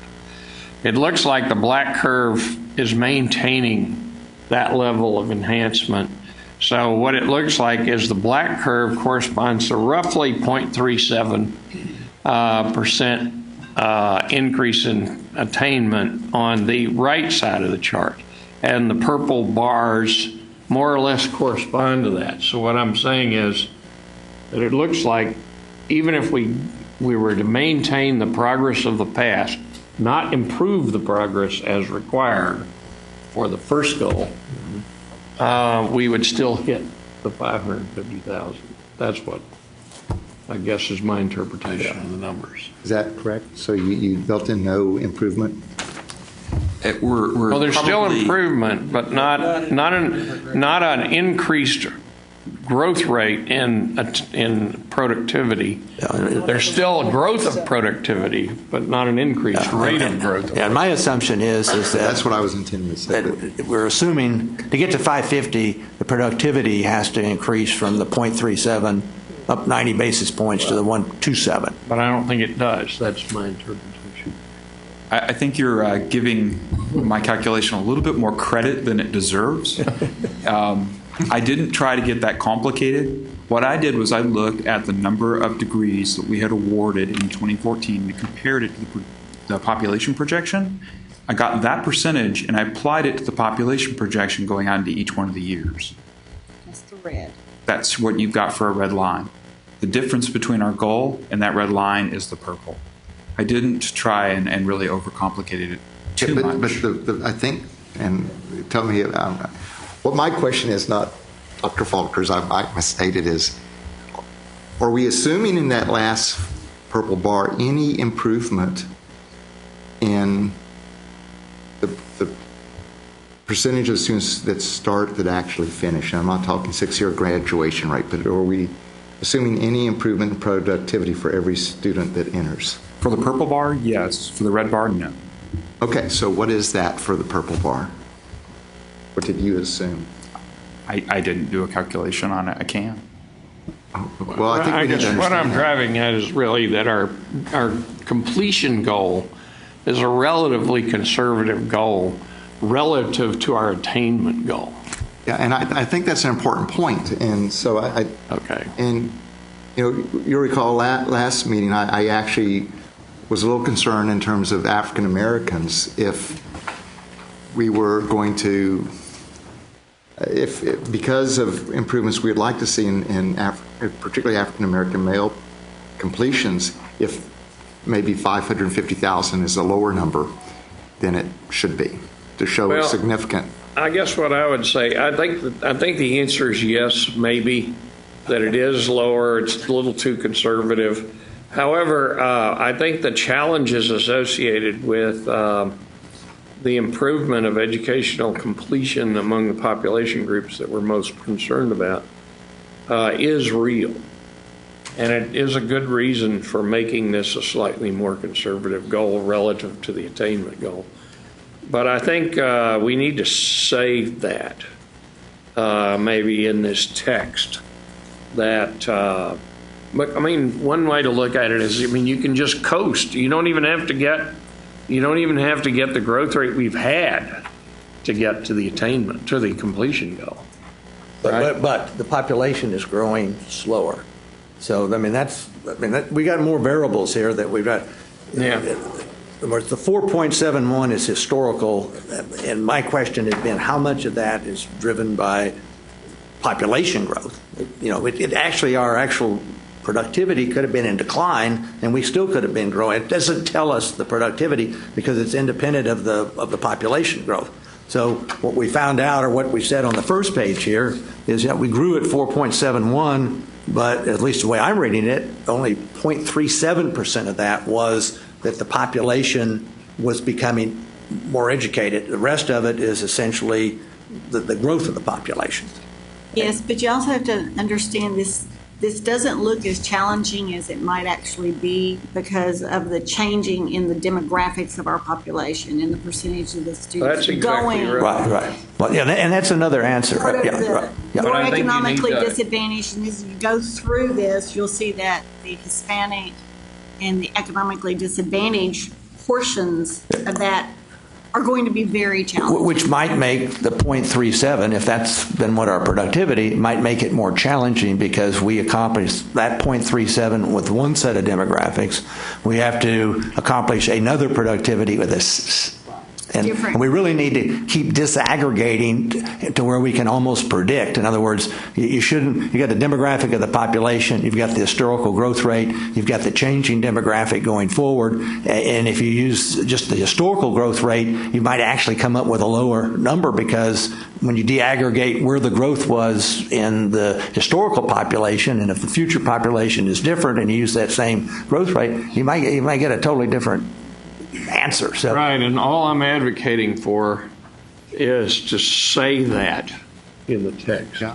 Okay. I think that's a really important point, because it also is a reminder, once the plan is in place, that if we actually do better, She does all the right. do much better in terms of various populations, then we might want to go forward and think about rethinking that goal if we're actually doing better.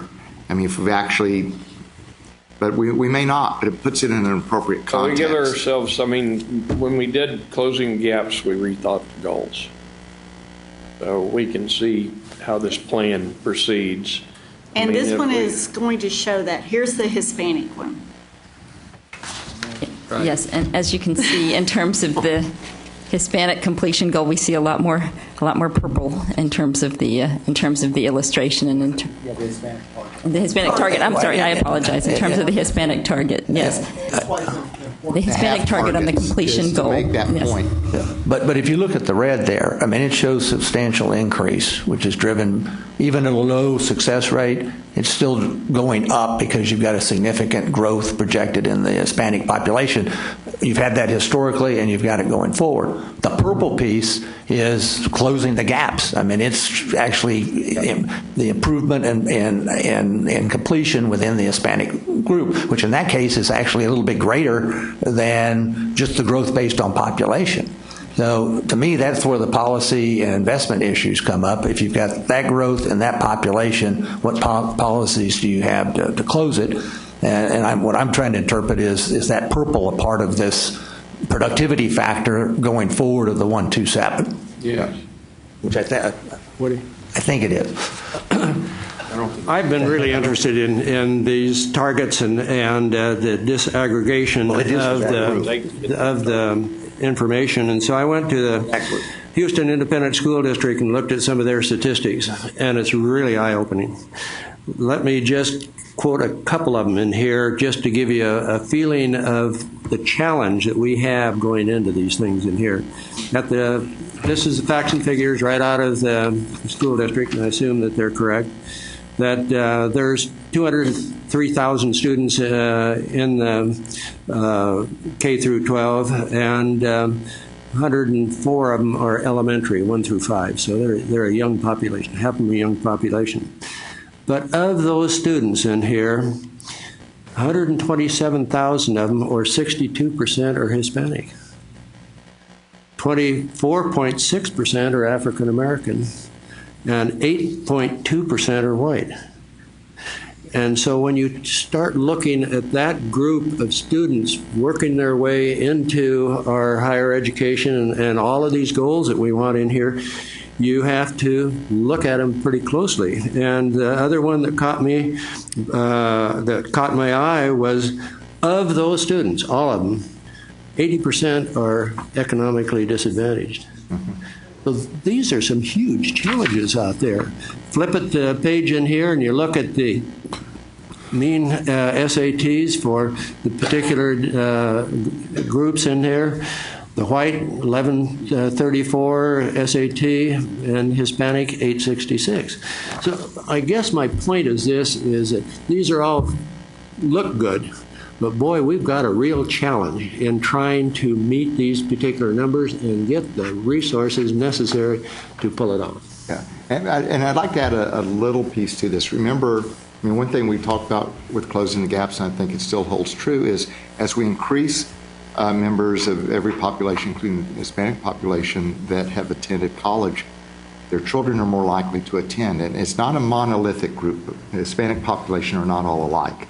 So we have more Hispanics that have had the advantages of college education now. Their students are more likely to. Steve Murdoch, when we did Closing Gaps, made a really interesting point. I wish I remembered the details, but he believed that at some point that that you would begin to see a declining need for need-based aid, I mean, in terms of per student, as you had greater numbers of the population having attended college.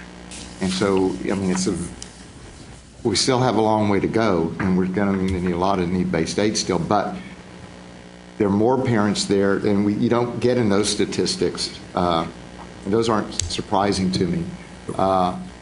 And your point is, I see it in our community, is they've always said, if the mother gets educated, most of the kids will.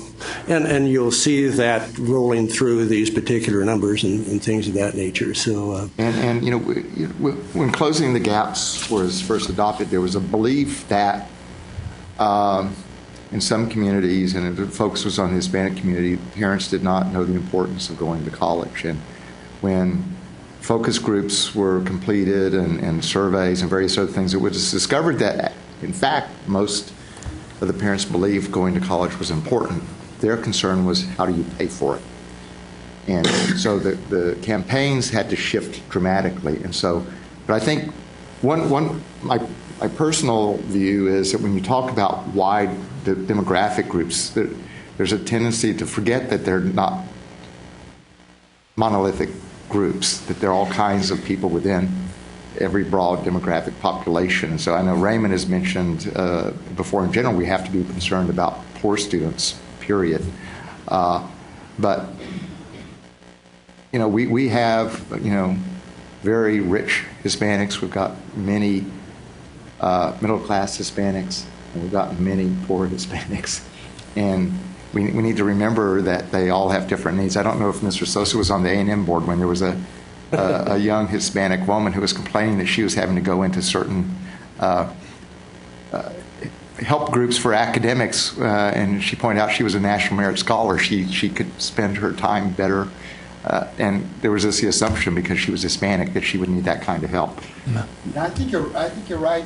Even though Hispanics are different, there's a high income, there's a middle income, there's a poor, but there are more of the poor that are coming. Exactly. And I think that's what and those do think monolithically, roughly. I mean, nothing is but there are more of the poor Latinos are coming, and more of those believe that college is unaffordable, therefore not for them. That's right. So that belief needs to be changed, and it needs to be changed at a very, very early age. I think we had a discussion on that the last time. Yes, Raymond. Yeah. Well, I think we're making some assumptions that I don't think are necessarily accurate.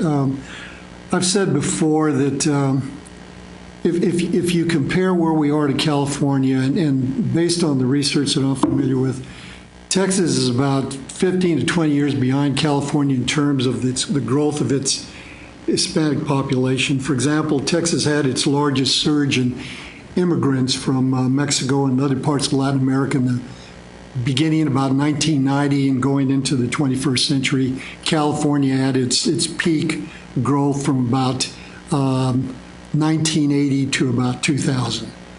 The 93% of the Hispanic kids in this country under 18 were born here. Immigration, according to most sources, Pew Research Center, for example, is flat. That the number of migrants coming in is roughly equivalent to the number of people that are returning to their native countries.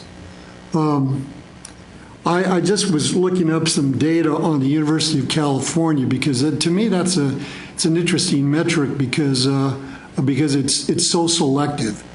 And just in the past 12 years, the percentage of Hispanics in the University of California has increased from 16 to 24%.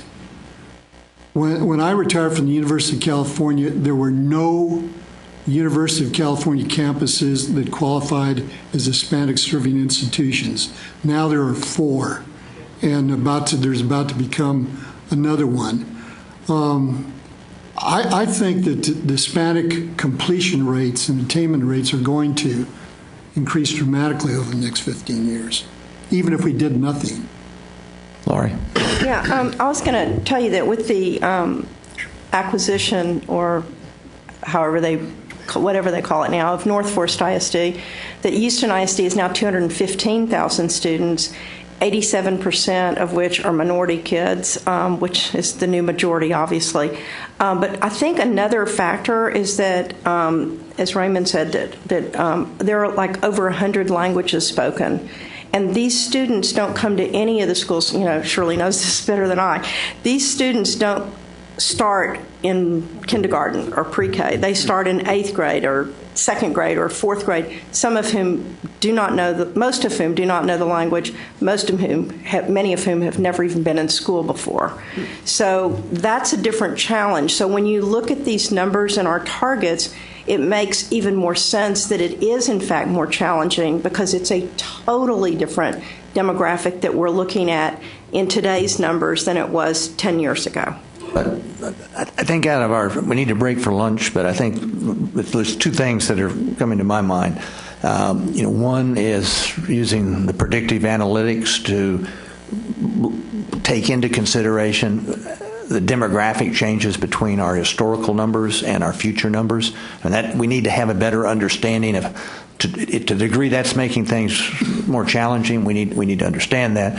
And then I think fundamentally we need to have a good understanding on the split. We know population growth is going to give us a growth rate in terms of degrees, but we also need to understand the increase in attainment within an existing population level, whatever that is.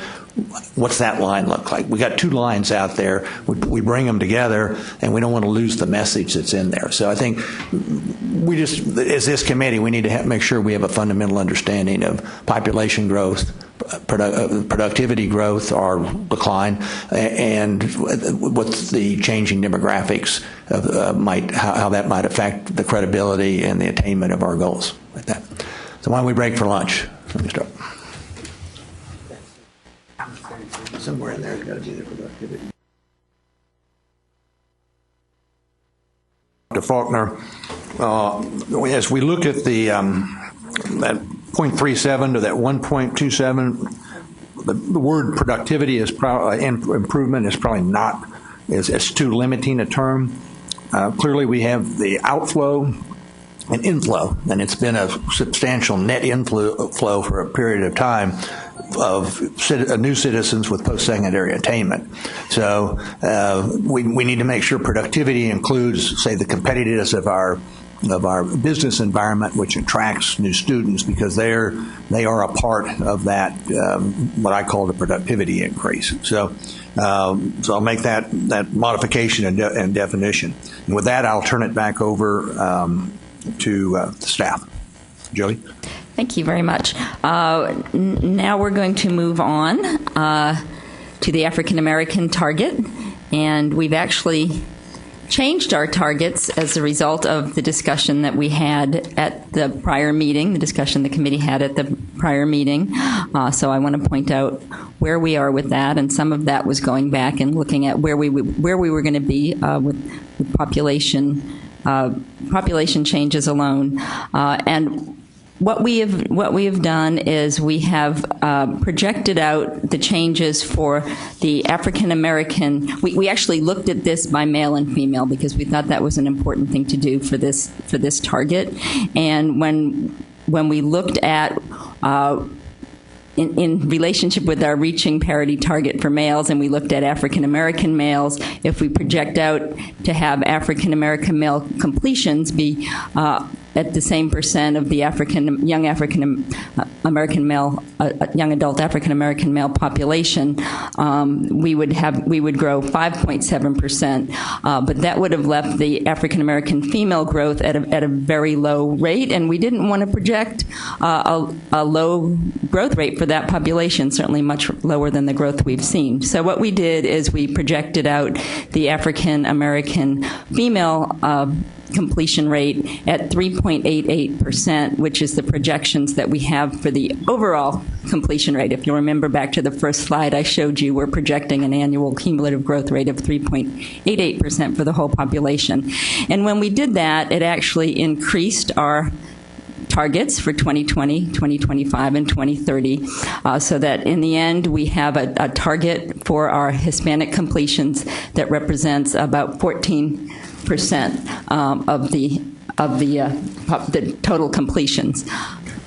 Yes. You said Hispanic, but you meant... I meant African American. We moved on to the new target. Yes, so for African American. So you'll see that right now for the 2030 target overall for African Americans, we're looking at 76,000 completions.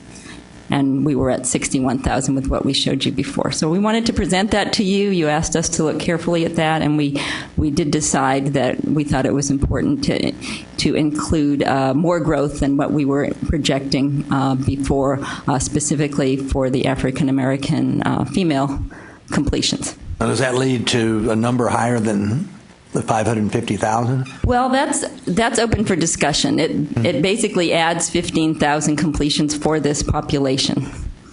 Because we touched on that at our last meeting. Yes. Because we've got everybody essentially, whether it's gender or ethnicity, kind of arriving at the same point in 2030. Mm-hmm. And getting back to earlier conversation on taking into consideration the different compensations of the workforce, the question is how realistic is that, mm-hmm. and is it politically correct to actually have a goal at 2030 that would still show differences, even though some of our challenges, the gender one being a very good example, that we don't have any good evidence that's going to change any time, but yet we're assuming that it will. And I don't know whether we have any good policies to try to bring about that change. So I think that's still open to the committee on, whether we look at each of the subcomponents. And obviously, if we've got a goal out there at 60% attainment that needs 550,000, needs a growth rate in completions that finishes at 550, you ultimately have to be able to decompose that number to be able to support it. And I think the question is, do we differentiate based on our best estimates of each subgroup, maybe being willing to modify that with a trend line that gets us to 550, or do we essentially assume that everything kind of arrives and we've got race, ethnicity, and gender equality at this point in time? Yeah, I would discourage thinking of all the targets as adding up to 550,000 students, because some of these things overlap. You need to remember targets are there for the purpose of here's some things we need to look at if you really want to achieve the overall target. And there's gauges essentially in terms of moving forward. So do we still have a target? I don't recall on economically disadvantaged.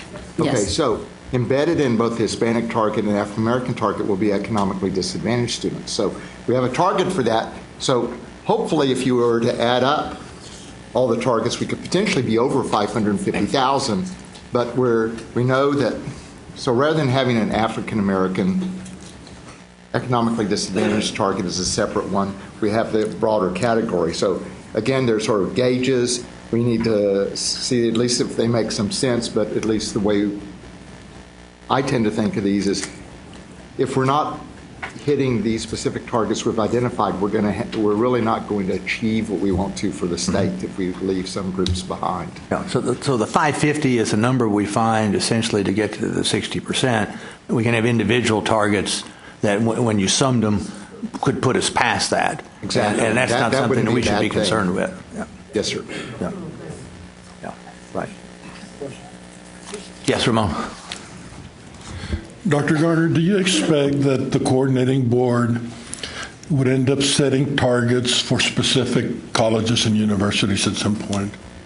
We have not discussed that. I think that we would encourage, as a staff, that the institutions should set targets, and we would help them in doing that. But we would provide, as we have in the past, sort of each school sort of did its share. This is what it might look like. But we would encourage schools to set their own targets, as we did in the past. Is that a fair answer? Would you disagree with that, Susan? Excuse me, David, do you think that over the last 15 years they've been kind of following they followed your advice in terms of what you had hoped each one would do, or do we have a way of measuring? Well, the one thing, and Susan can add to this perhaps in more detail, but when we meet with the governing boards every year, we've emphasized repeatedly that most institutions, in terms of setting their Hispanic targets, where they are far lower than they really should be doing, or even would represent their survival in some cases as an institution. I mean, some of them still have had some difficulty realizing the entire future of a particular institution sometimes is going to be largely dependent upon very large numbers of Hispanic students. And so I think that's a challenge we still have to work towards for some institutions. I don't think this is reflected at many of the larger schools. That I think they understand this, in fact, better than some of the smaller schools. So we will have to work on that. But I do think that they do understand the idea of doing their part. Now, the demographics, especially for the community colleges, vary. And so we really are trying to use the demographics of their area to say, in your area, here's what we would expect you to do. As long as they all come up to that state level, we're still in good shape. So we have to take all that into account. Earlier, he only mentioned the UC system. I'm sure the Cal State system has more Hispanic-serving institutions. But in Texas, going forward, it should be more unusual than for a school not to be a Hispanic-serving institution as defined by the feds than it is unusual for them to be. I mean, this is the state. It's the future of the state. And if the vast majority of our schools aren't Hispanic-serving, it means they're not really serving the population as it exists.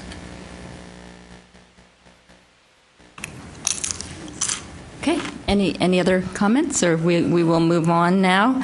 We've now reviewed the targets that you asked us to come back and update from the last meeting, and unless there's other comments, we will move on to the economically disadvantaged target, which is one we did not discuss at the prior committee meeting. And we are moving to page, let's see if we can, 11. And by the way, we do have some breakouts for you for the male and female in your handout for African American, for the African American population. Okay.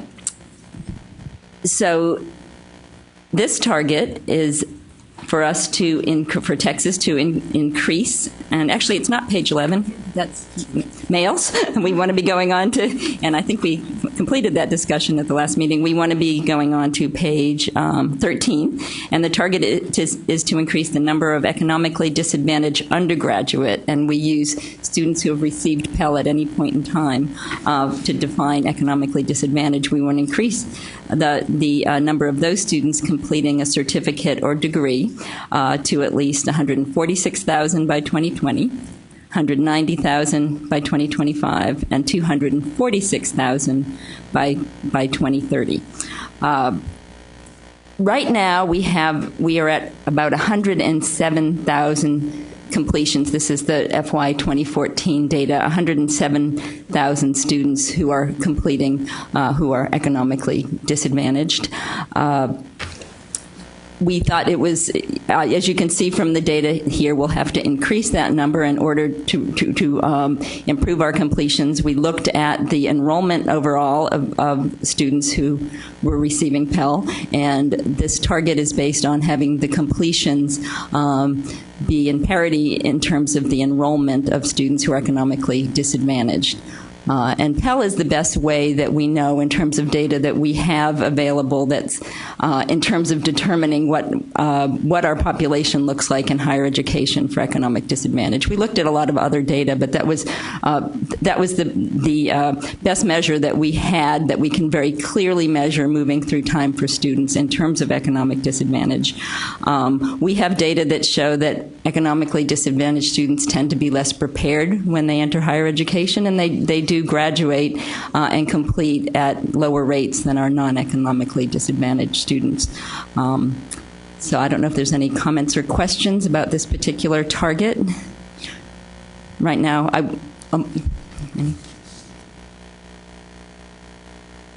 Can we move on? Okay. Okay, so this target relates to enrollment and the enrollment of students directly from Texas public high schools into our higher education institutions.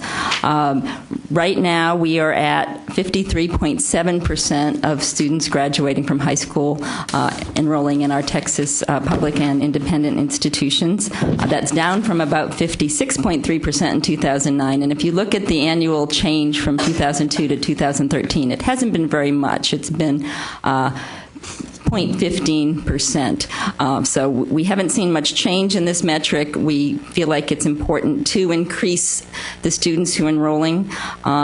We know that the students who enroll directly in higher education are better prepared than the students who we find coming in years after they've graduated from high school. In fact, right now our data shows 73% of those students are ready versus 40% who don't come directly from higher education.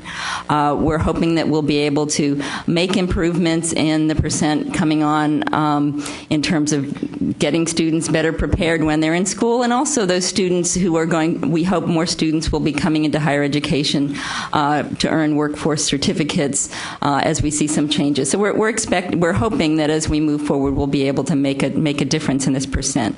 Nationally, right now, about 62.5% of students who graduate go directly into higher education. So we're behind. Let me throw in one thing that was, I think, embedded in what Julie was saying, but I want to emphasize it, is that part of this is actually a productivity issue. Because if you were to look at these same high school students, this is how many enrolled the fall immediately after high school graduation. If you were to look at it a year later, 2 years later, 3 years later, this percent goes up quite a lot. But we know that the longer the gap is between high school graduation and going to college, the more likely it is you're going to need developmental education. There's all kinds of things that enter in that actually will increase the cost for them. So part of this is actually sort of taking students who might have enrolled, say, 3 years later and having them enroll directly after high school graduation is likely to lead to them graduating more efficiently, less costly, and achieve the economic benefits sooner. So I haven't seen the numbers, but I know a number of years ago, if you go out 4 years, the percent of those folks going on to college is well above this number. I think it was at least 70 some odd percent. Let's say if you went out 6 years, it got up to about 75%. Yeah. So that's something embedded in this that I think can lead to some efficiency and improved benefit to the student as well. Yes, Larry? Yeah, I'd just like to ask this question about veterans. A significant path for students, of course, is to go out of high school and into the service and then to come back and go to college. Is the developmental education need among that population extraordinarily large? They are, unless this has changed, they are exempted by law in Texas from They're exempted from what? They're being required to go into developmental education. I see. So they're not consumers of it. The question is whether they would benefit is a different question. Right on target. There's also an aspect for veterans, and others would know more about this, and Van actually could probably speak for this, is College for Heroes, which is a competency-based program that's largely based out of Central Texas College and working with the Veterans Commission, which provides some, especially in terms of CTE, some significant credit for things they have learned in the military that directly lead to careers. But developmental ed is something that some of them probably would benefit from if. But you don't really have a good measure of the need level among that population versus the other deferred population. So. Yes, we've looked at some data related to that, but it's generally, I think those students who have waivers do on a comparable par, do on par with students who enter our college level coursework, and I could provide those details to you. I don't have them at my fingertips, but we have looked at some some data related to students who do receive waivers for military and exemptions. I'd like to add to that, and that as a vet, there was a lot of rigor involved in my tech school once I went in. So there's a lot of disciplined learning. So that might give them a better shot at being able to handle higher ed requirements. I wanted to go to another question. Woody has been talking about predictive analytics to shore up our forecast, that kind of a thing. Is it possible from a policy standpoint to communicate to the Capitol the exact amount, a predictive analytical supported amount of increase in financial aid based on where we want to go, so that it is supported by the facts, historical facts, as we project them into the future? Just a question. Excuse me. As I had mentioned earlier, Steve Murdoch did something akin to that, not with great precision, I think, given the short time he had to do it. But I think that might be something that the board might want to do once the plan is adopted going into the next legislative session. Bernie, we did something akin to that. We came up with this concept called the priority model for Texas grant, and that was based on an analysis of what are the thresholds, the academic thresholds above which students perform significantly better than students who are below that threshold.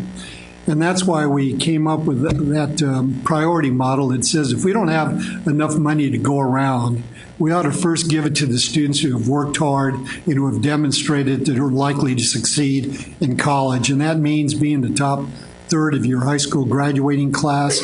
It means having a college-ready score on either the ACT or the SAT. It means taking a more rigorous curriculum.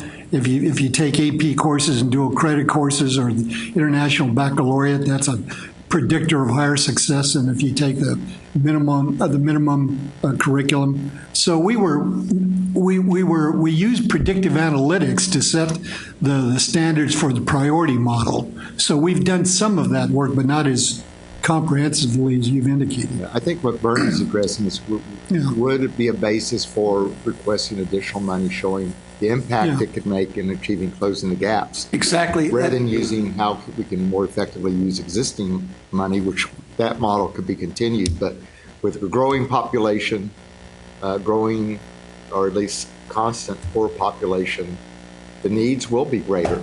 And maybe we need to be more explicit in that than we were with closing the gaps going forward. There was a general statement of needing to address financial aid, but the follow-up didn't have anything exactly as you're talking about. It was just give them less wiggle room over at the Capitol to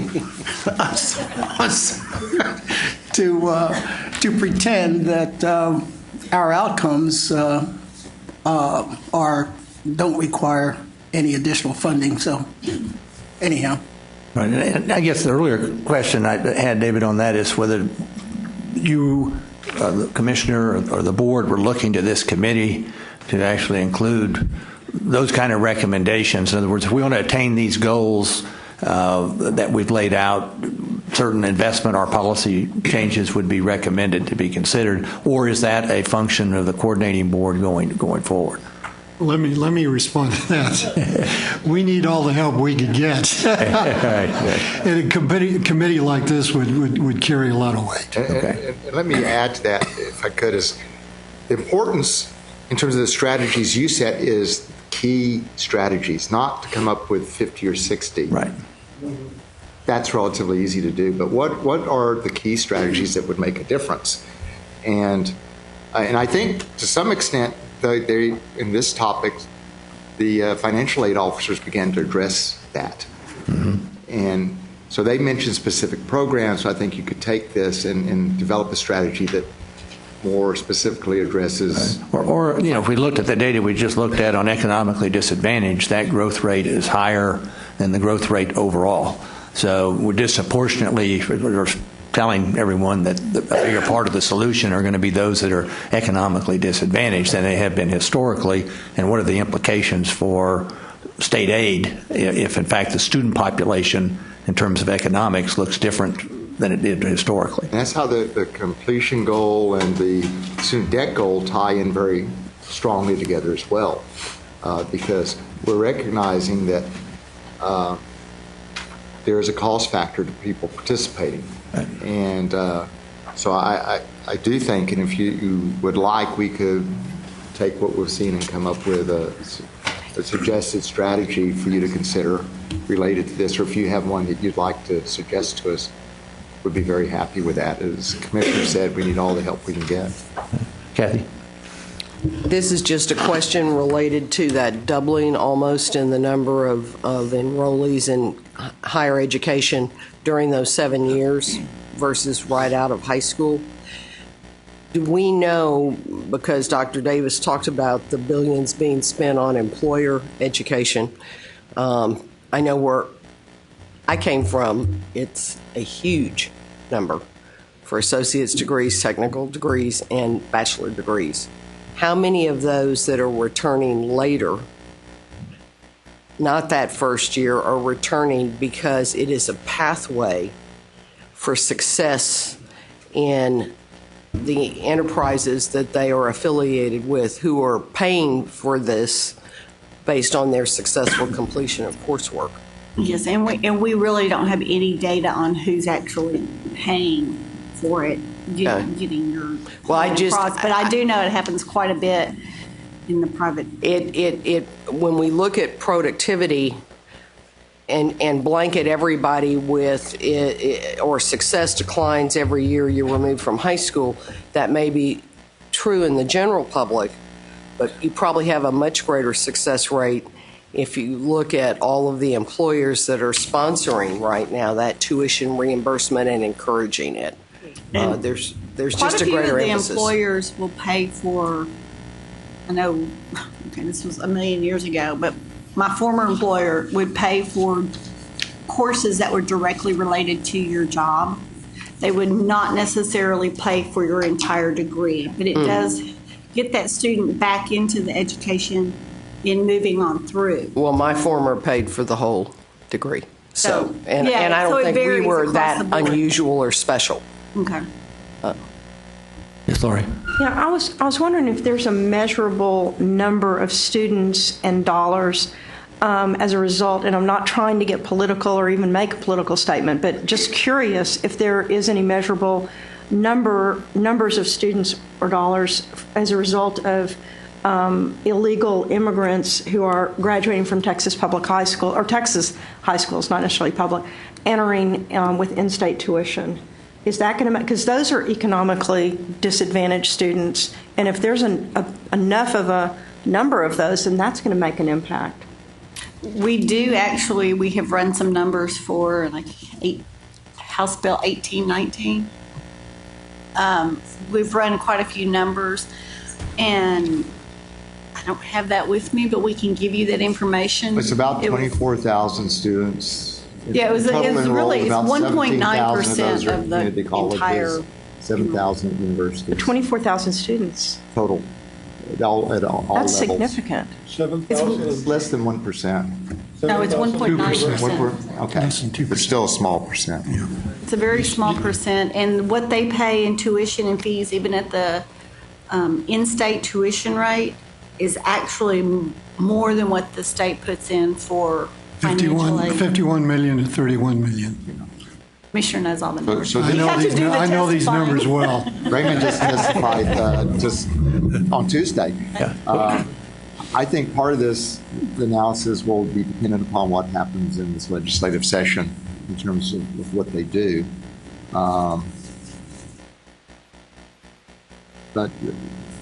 I don't know that increases the cost. Okay, I was just curious. One question on the enrollment, going from 58 to 65%. Was that what drove that? What was that calculation? I mean, is there a correlation with our completion goal that said here's a population, if 65% of those enroll right out of high school, then X number of years later we're going to reach our completion goal? Or was it totally independent based on national or other trends? It was trying to get us closer to the national, up to the national. Right, so we didn't really try to correlate. Because so many of them, number one, we only know about the students that come directly from high school if they graduate from a public high school, not from any of the independent or private high schools, that sort of thing. So, and we also have the students that are going out of state. So what we've done is say we want to get up to that national average, or a little bit above actually, because the national average right now is 62%, somewhere in that range. And we want to get a little bit above that because nationally it's probably going to continue going up. And I guess my point, if the national average is 62 and our attainment rate today nationally is 43% plus or minus, then, and we want to be an attainment rate at 60%, is a 65% enrollment rate consistent with and I know it's just one of the factors, but obviously it's a pretty major factor. If you don't have the enrollment, you're not going to have the attainment or the completion. That's right. And as I was trying to suggest earlier, I think if we get to the 65%, we're going to have more completions per student enrolling when they enroll at that point than later. Yeah. Yes. Although I do think, Ms. Green was pointing out, I mean, those who are sponsored by business, I'm sure those completion rates are very high no matter what their age is. Yes. Because somebody's making sure they graduate. Yes, and the 550,000 is dependent on both increasing enrollment, such as this group, and increasing completions for those students who do enroll. And we have a long way to go there. And you may recall last fall we brought you this target, and we set it at 60%, and the committee and we've sent the message to us that was too low. So we looked at that and looked nationally, and also determined that about 10% of our students are going out of state. So that would bring us to about, and going to career schools, that would bring us to about 75%. And we thought that was a good place to put it, taking into account all those And then factors. you'll pick up some additional enrollment 1 year out, 2 years out, 3 years Absolutely, out. and we do that. And there are some students who that is a pattern that they realize a few years out that I think I want to go back. Or students who take gap years, we see some of that. Yes. And also to point out is, at least in the general population, and some people in the business community assumes that when we talk about this, it's all about going to universities, and it isn't. A significant number of the students will be going to community colleges. A significant number will be getting certificates at community colleges. So some of them will actually be completers when they come right out of high school by the spring after they start, because of the efficiency of some of those programs. So it's just, I think it's important to remind people of that. We're talking about going to all sectors and benefiting from very different, various kinds of programs. Okay, go ahead. Yes, Jerry. I wasn't sure politically to what extent our hands were tied, and I still don't know. But if the commissioner would encourage some sort of support, I really do echo what Bernie has been saying, which is, I think that we don't need just to point at the local or at the institution. I think we also need to include some data with respect to the level of state funding in support of not only financial aid, but also in support of operating costs and cost to the university, because we're obviously our debt is really going to focus on the price of attending school, really not the cost of attending school or the cost of operating the school. And I really would like to see some of that data included. I've seen it produced for other purposes, and it's really very enlightening. So I would really support what I think Bernie's been saying all day. Well, we saw a little bit of that with Dr. Davis' presentation, his first chart on showing here's the cost. Well, to me, that was, as David pointed out, was somewhat misleading, at least in my view, in that it didn't bring in the fact that state support on a full-time equivalent basis has been flat for 15 years. And it was contrasting with the price of health care. Yeah. And, the price of health care is, it takes into account exchanges and Medicare, Medicaid, and all that sort of thing. Tuition takes into account increases in cost of operations and the level of state support. The level of state funding. Right. So it's be much more useful, in my judgment, to have that. David, quick question. There was an initiative 5 years ago or so where there was some outreach to those who had dropped out of the four-year schools to convert those credit hours to a 2-year attainment, or convert the credit hours to help them to convert those credit hours to a 2-year. Yeah, what is it? Reverse transfer. Yeah, how did that? Whatever happened to that? Well, it's still active. I think it's people are getting more. It's in statute. People are. As with anything, some of the initial difficulties were how to get the information from universities back to the community colleges. Some universities did a better job than others. Some community colleges were actually overwhelmed with data because they suddenly had to deal with how to fit these hours into a particular degree. So some have recently approached this from awarding a generalized degree, whereas before they might have been trying to say, well, how does this fit into an Associate of Arts in, say, economics? But I think it's really has legs now, and it is happening. And does it have a significant impact on what we're trying to do? Completers? No, not really. The intent of the program. Or the intent of the initiative was for community colleges to get credit for more completers. They just wanted, they were losing students in their completion rates, at least in their completion for an associate's degree, because students were transferring before they finished. So this was a way of having the students take the credits they needed to get an associate's degree at a university and then reverse transfer those credits so the community colleges would get the improvement in their graduation. Yeah, the way it could affect this number is that that they might show up in the count sooner than they might otherwise. Because the reality is once they transfer to a university, at least it is with a significant number of hours are likely to finish. Last year, 40% of all baccalaureate graduates in Texas had attempted at least 30 semester credit hours at the community college, many more. So, and we have specific figures. I've forgotten what the graduation rate is of students once they reach the university, but it's with so many hours, but it's a very high number. Do you remember off the top of your head? Last time I looked, it was about 57% graduate once they've gone to the... That's what, within 4 years? Yeah, within 4 years if they had 30 hours when they transferred. Yeah. So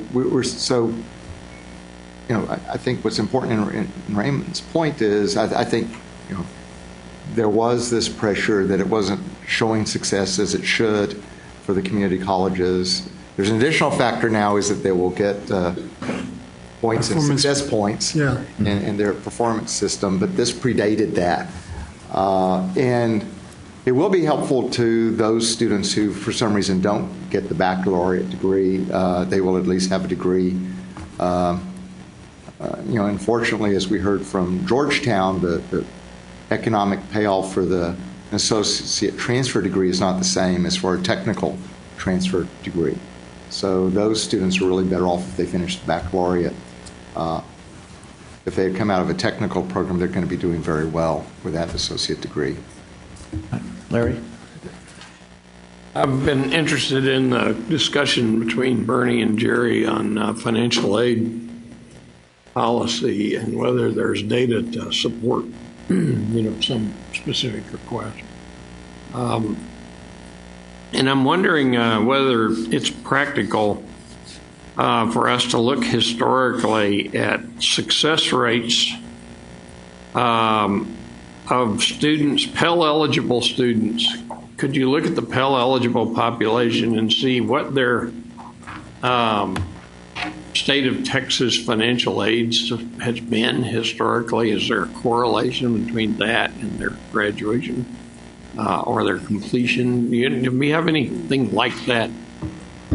We have a percent of the students that are Pell, undergraduates who are Pell, and that has actually been going up even at the same time that our graduation rate has been going up.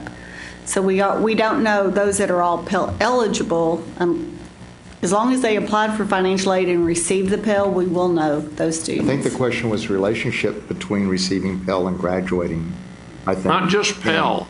What I'm saying is the Pell is a stand-in for low income students. Okay, so then the question is there some? Let's say, let me give you the kind of the punchline. The punchline would be: is there some minimum level of state-based financial aid that has to be, or institutional financial aid that has to be provided to those students to give them a decent chance to graduate? We haven't done that analysis, but we've looked at within programs success of Texas Grant, and I think Raymond wants to tell you about a little bit more about what he just mentioned earlier. Yeah, I think the real correlation is there a minimal level of college readiness above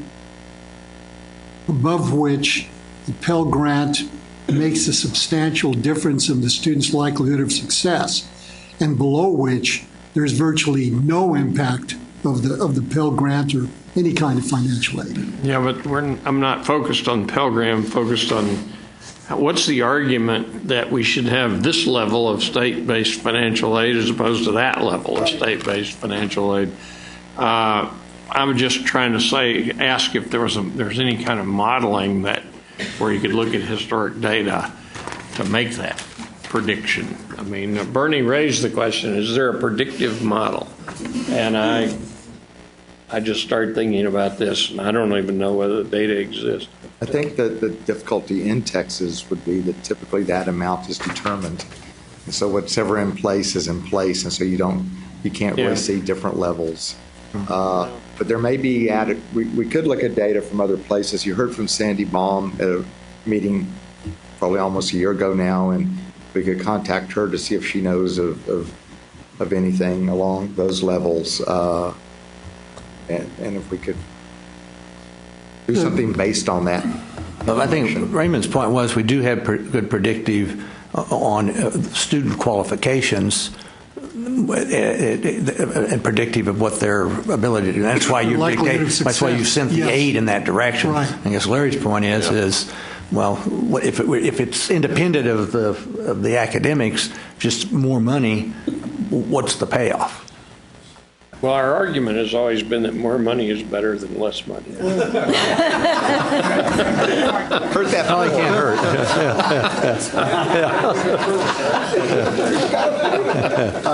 And there is a real overlap between what Raymond was talking about that we did for Texas Grant, and that it really reflects the data that we would see for students whether they receive need-based aid at all. Is that all these same factors, you're more likely to graduate regardless of whether you get aid or not. And in this case, it was how do you most efficiently use the amount of dollars we had in place. Well, Lori will remember this because she was on the coordinating board at the time. 7 or 8 years ago, very naively, I thought that if we could have a common way of calculating grade point average, that we might be able to get exactly to the point that Larry and you have been talking about, that if a grade point average meant the same thing at every high school in Texas, then we might be able to determine what level of grade point average makes a difference in your ultimate success. And I got some my head distance handed to from me that, on that Mr. one. Okay, does the staff want to continue? So we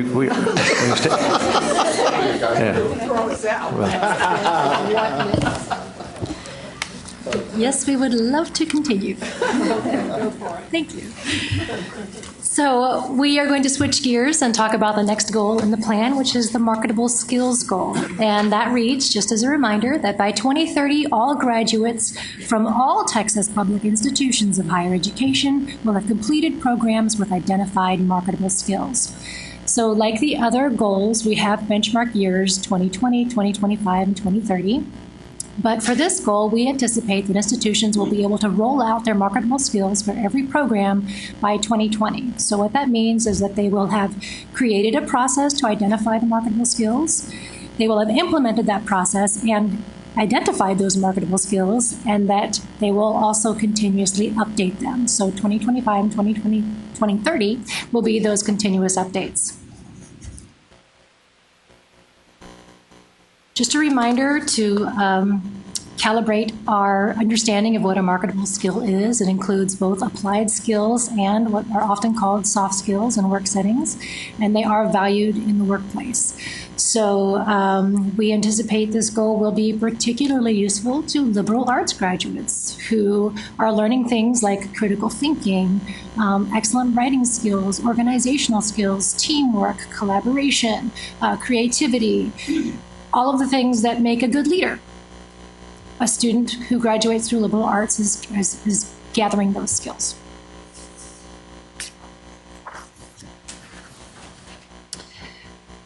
So thus ends our break from data. The next target that we have in marketable skills is a goal that we will maintain the percent of graduates employed or enrolled the fall after completing, and we'll maintain that percentage at 80%. So this target helps us monitor workforce trends. The found percentage at 80% has remained within 5 percentage points since 2000. So we're selecting 80%. We think it's a reasonable percent to maintain over time. These graduates, when we call them found, we mean they'll be found in Texas, either enrolled or working. And just a reminder that this 80% does come with some data limitations. As Susan spoke to earlier, we only have the data for the people that we have the data on, and those people are Texans. So the enrollment data are limited to students enrolled in Texas, and the employment data are limited to graduates who become employed in Texas. That may change over time, but currently that is our data source. And this percent we would probably recommend setting it higher if we had access to all the students, including those in Qatar and Hong Kong, various other places that came up in the beginning. So we think this is a reasonable number given what we know about the pattern thus far in terms of people staying in the state versus leaving. And so again, we're thinking our concept of this target is that any large variation in this placement rate, as it were, if it were to drop to 70%, something has changed in the workforce, and we should understand what that is. If it were to increase to 90%, something has changed in the workforce, and we should understand what that is. And that's how we are thinking about this target. As a reminder, the community colleges have had this as a requirement for the approval of new programs for about 20 years. So they've worked with this very well, and it's a good indicator of employability of their graduates.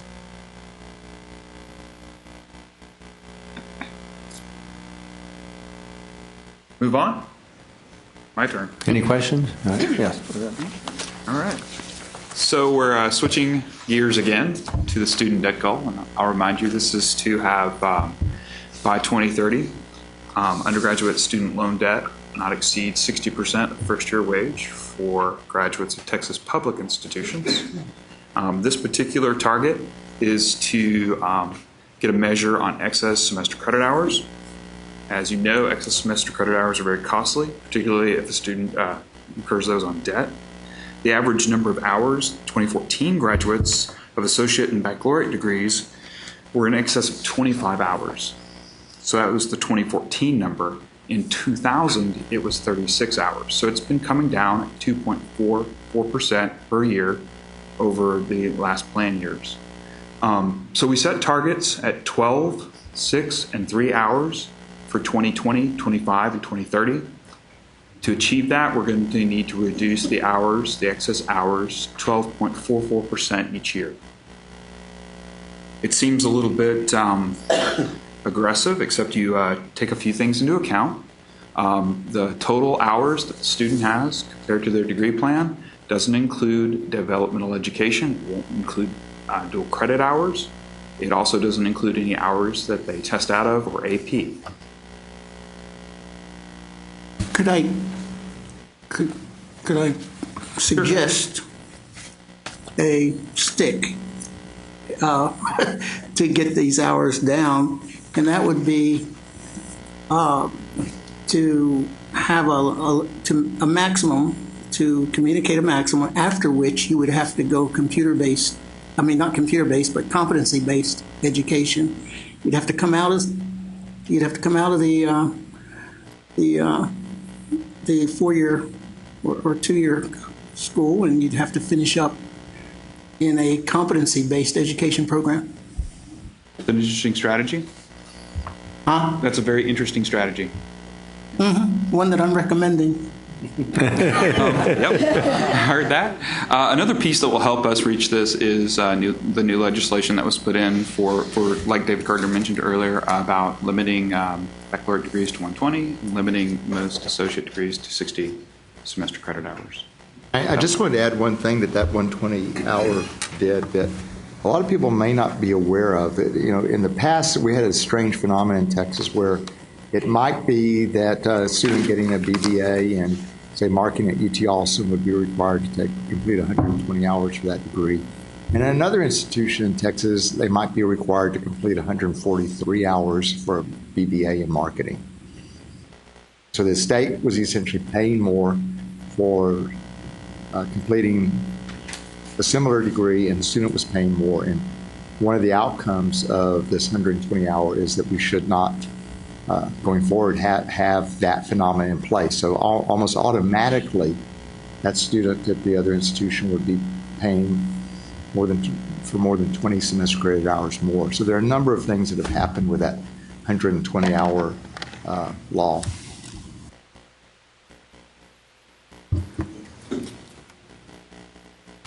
No questions?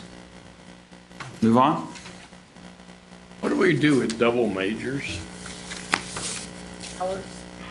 They get extra hours? They get extra hours. Their program gets lengthened, and we collect that information. That's from us.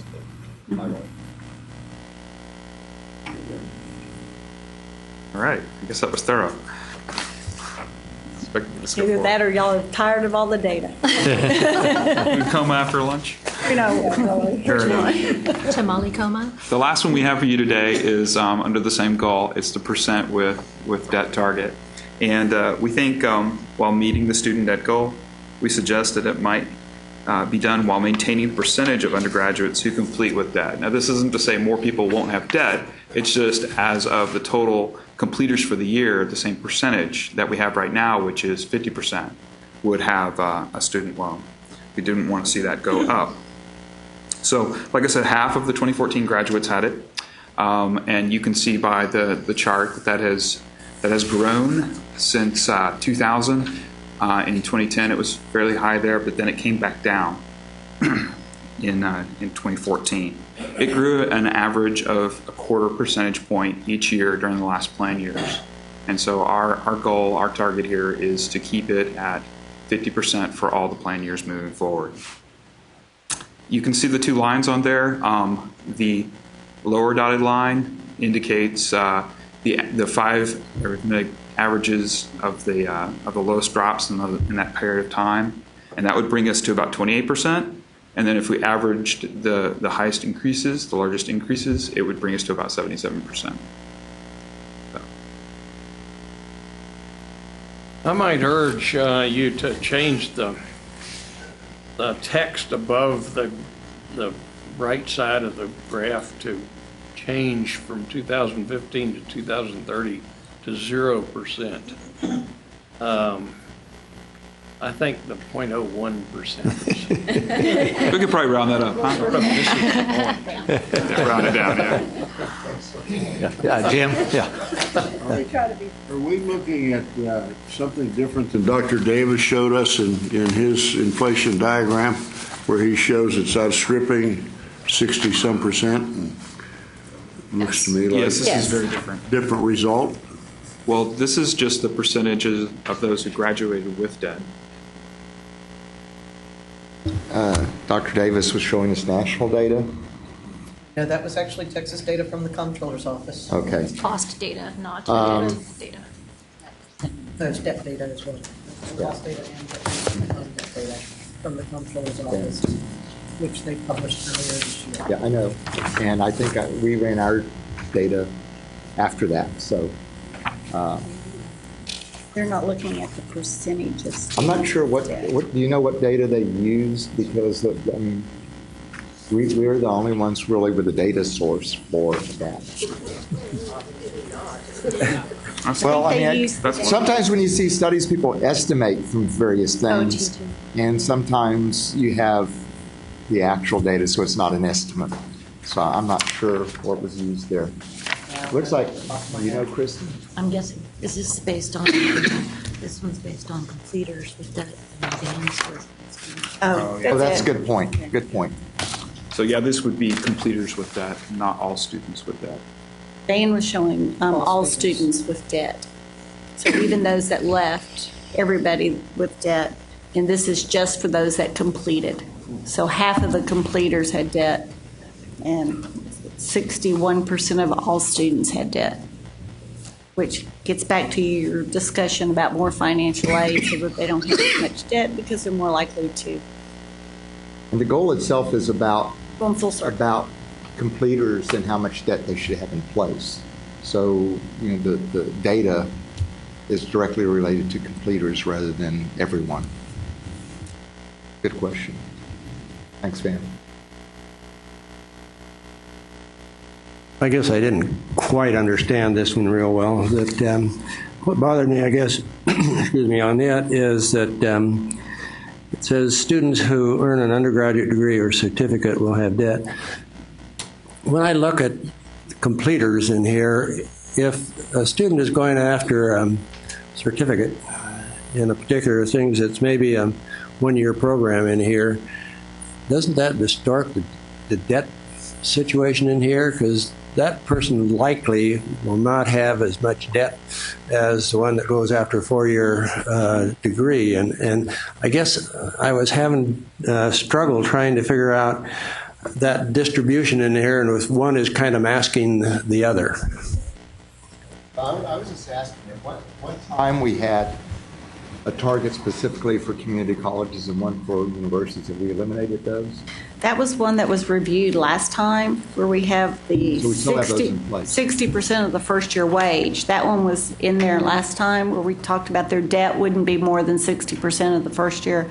And that is statewide. We can break that out for community colleges. We did have targets at one time for community colleges, and so that they must be gone now. Right. It's all combined. Because that broke that out, so you would, because the debt level at community colleges is obviously lower than for universities, and so it's. But the first year salary was also lower, so I mean we're looking at a percentage of trying relationship to make. So, but the state one takes into account both, so that the corpus, you know, the entire aggregate should work out to that end. But it's at universities, I think the debt's about 31,000 now, somewhere in that range. 30,000, and for community colleges, it's much lower. Well, I don't think we need to lose sight of that. Is my point. The amount is what I'm asking, not the percent. We don't have the percent I don't have the amount here with me. Sorry, I'll find it. But it's considerably lower, of course, and so you're correct. And the goal is washed out by sector, but we did have targets that took into account the difference, and so I guess the question is, do you want to add those back in? Earlier, you apparently took them out. I don't recall how that happened one way or the other, but they are different. I personally think it would be useful to have a target for each sector so you can monitor it more carefully, but that's up to the committee. We just blended the two together to come to the 60%. Well, we from day one, we were talking about blending them together for the goal, but then taking into account by target the differences by sector. Right. Still, you wouldn't want the percent to be any higher, but but the dollar amount's going to be different by sector. Okay. Yes, Laura. What are the numbers of those attending public universities versus private, in particular proprietary universities? And I'm wondering if we're somewhat masking our debt numbers by, I know we don't have all that information. You probably can't get the career colleges and all those to show you their information, but is there a significant enough number that we're kind of masking our goal by not including them? Well, my impression of part of what we were doing with the debt goal was that we were addressing a number of things at the same time for public institutions, one being concern about general appropriations, one being about the accessibility of financial aid, tuition and fees, and by all these things can be best addressed by talking about student debt. They have an effect on student debt. And to address that, you're going to have to also consider state appropriations. You're going to have to consider, they all come together to affect what are students having to pay and how is the state going to contribute to that. So we had no discussions about the private sector in that regard, in my recollection at all. I think one could maybe incorporate a target, but we have very little effect on that. None of our boards do. The legislature doesn't. The legislature has some effect at least through the ICUT institutions through tuition equalization grants, but at this point, none for the DeVrys and the Phoenixes and the mom and pop shops. And I do have the breakouts here from Publix. It'll give me a chance to put a plug in for our new almanac, which will be out soon. We have a page related to student debt. And for bachelor's degrees, it was a little over 30,181, and 63, and that's for students with debt. That's the average debt. And 63% of our bachelor's degree completers had debt. For associate degrees, it was 15,000 with 36%. And for certificates, it was about 12,500 for the debt for those who took on debt, and about 30% of the certificate completers had debt. David, do you want to comment at all about the recommendations that we got on the financial? We talked about them a little bit. I mean, they asked something related to what Mr. Francis has brought up, which is the funding levels for need-based grant programs. I sort of circled for myself the last two, which had to do with more effective statewide entrance, interim, and exit loan counseling. And I'm not sure what this one would be, but providing incentives to institutions that successfully provide integrated academic, career, and financial advising to students. I think at the very least, at least I'm becoming more aware of that there's a lack of student understanding about their own debt levels. That came out from when Ginger visited with some people from enrollment managers from institutions. I think it's reflected in the financial aid review. And the Brookings Institution has recently come out with a report that's really almost stunning about how little students know about their own debt.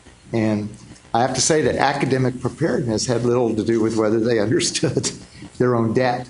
So it seems to me that it would make some sense for this goal to have some strategy whereby we develop some means that we help make sure that students were more aware of their debt level, what it meant to them in terms of graduation, what later income, the whole thing, so they really understand, and maybe even understand that they're accumulating increased debt if they take those exploration courses that aren't required in any way for a degree. That extra 20, 30 hours is going to cost them perhaps $7,000 in debt.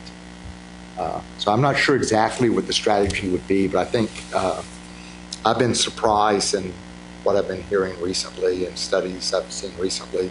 Students just don't understand this. And if we're going to achieve this goal, the students have to be more aware on their own part of what they're agreeing to.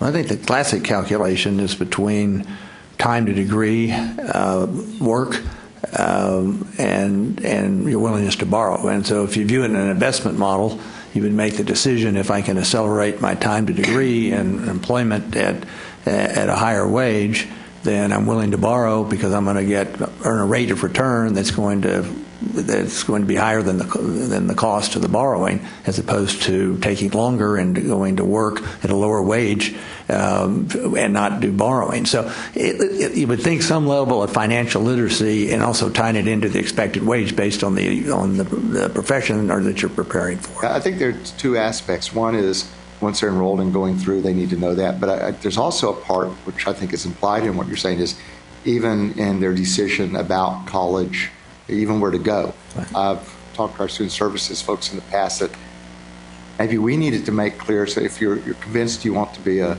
high school English teacher, you need to consciously know this is what you're going to earn, and do you want to pay the $15,000 more to receive that same degree from another school or not, and at least enter in knowing that you're going to have more debt with in some ways, at least the same employment outcome. I would hope to say that there will be differences in institutions in terms of your experience, aside from just the degree. But I think we could do a better job of informing students. And students are like the rest of us. They're going to make decisions that may not make total economic sense or a cost-benefit sense. But I think they should at least have that information. We could do a better job of making sure, helping them know that. Any other questions? Or any more presentation from the staff? Woody? Yes, Jerry. Susan's been giving me the high sign, so I will. She asked me to comment on an email that I sent to Dave yesterday, and so I will. And frankly, I think it just reinforces some of your opening comments today, and that is that this needs to be sort of a sales document, also a marketing document or whatever. And my concern that I expressed in my email is that we have been so focused on workforce development for the benefit of the Texas economy. I am concerned that and I'm certainly not suggesting that we change at this late date and try to pursue a different path, but I do think it would be helpful if in our text that we acknowledge that we have had a fairly limited focus for our deliberation and for the development of this plan, and that in doing that we're not in any way intending to limit the long-term strategic objective of the state of having an excellent and preeminent higher education system. And Dave spoke to me briefly about that before, and so Susan asked if I would at least share that concern that I expressed to her with all of you. So. Right. Yeah, and I think that's reasonable. As we all know, closing the gaps included goals around participation, excellence, and research competitiveness that we have really not spent any time on. And our focus has been on their goal number 2, success, which we've identified as completion, and then translated that into an attainment goal for the workforce. Not meant to preclude, but I think to send the message that if we want to be able to provide participation in the broadest sense, excellence and research competitiveness, we need the resources to do that. That those are really not, and we can't find any other lookalikes, other states, for example, that don't have a well-educated workforce and thus have low average incomes that also have the academic excellence and the research competitiveness. So I think we're really making an argument to build a platform to accomplish those other goals. We need to have an increased focus on connecting completions and workforce competitiveness. Well, again, I'm not suggesting that we change direction at all, but I think if we're going to call this a strategic plan for higher education in Texas, we ought to at least acknowledge that we've got a very focused and limited set of goals and targets here, all of which are great, and they will improve not only the competitiveness of Texas, as you implied, but they'll also improve higher education in Texas if we can accomplish that. But there's so much more. We've talked nothing about research except when we had the governor's Aaron Johnson in here. We've talked nothing about, faculty and that sort of thing. And my guess is there'll be those who will look through this and say, well, a strategic plan for 30 years, I mean, this, I just think it'd be beneficial if we at least acknowledge that we're being fairly focused and limited in terms of what we're preparing now. Larry? I would second what Jerry has to say, but I'd also point out that great universities and distinguished public higher education gets built by great economies.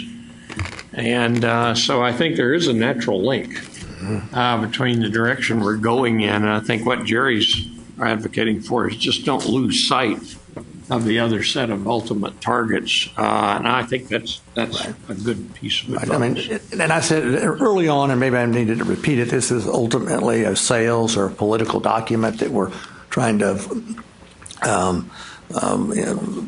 not direct, but at least try to lay out a pathway of where state resources and policies ought to be focused for the greater good of the state. And I totally agree that great economies are what create what we'd like to see in our research universities and our academic excellence. So I think we need to look at this document, and that's all of our, and I talked a little bit at the break with Larry about this, and his suggestion is, how do we make this a more communicative document? That we've got to be able, it's not necessarily an 8th grade audience out there. I mean, some people, when they make marketing documents, they try to, what's the educational level? Obviously, it's higher than that, but we need to kind of determine who is the market that's going to be reading this, that we hope to be able to inform and influence.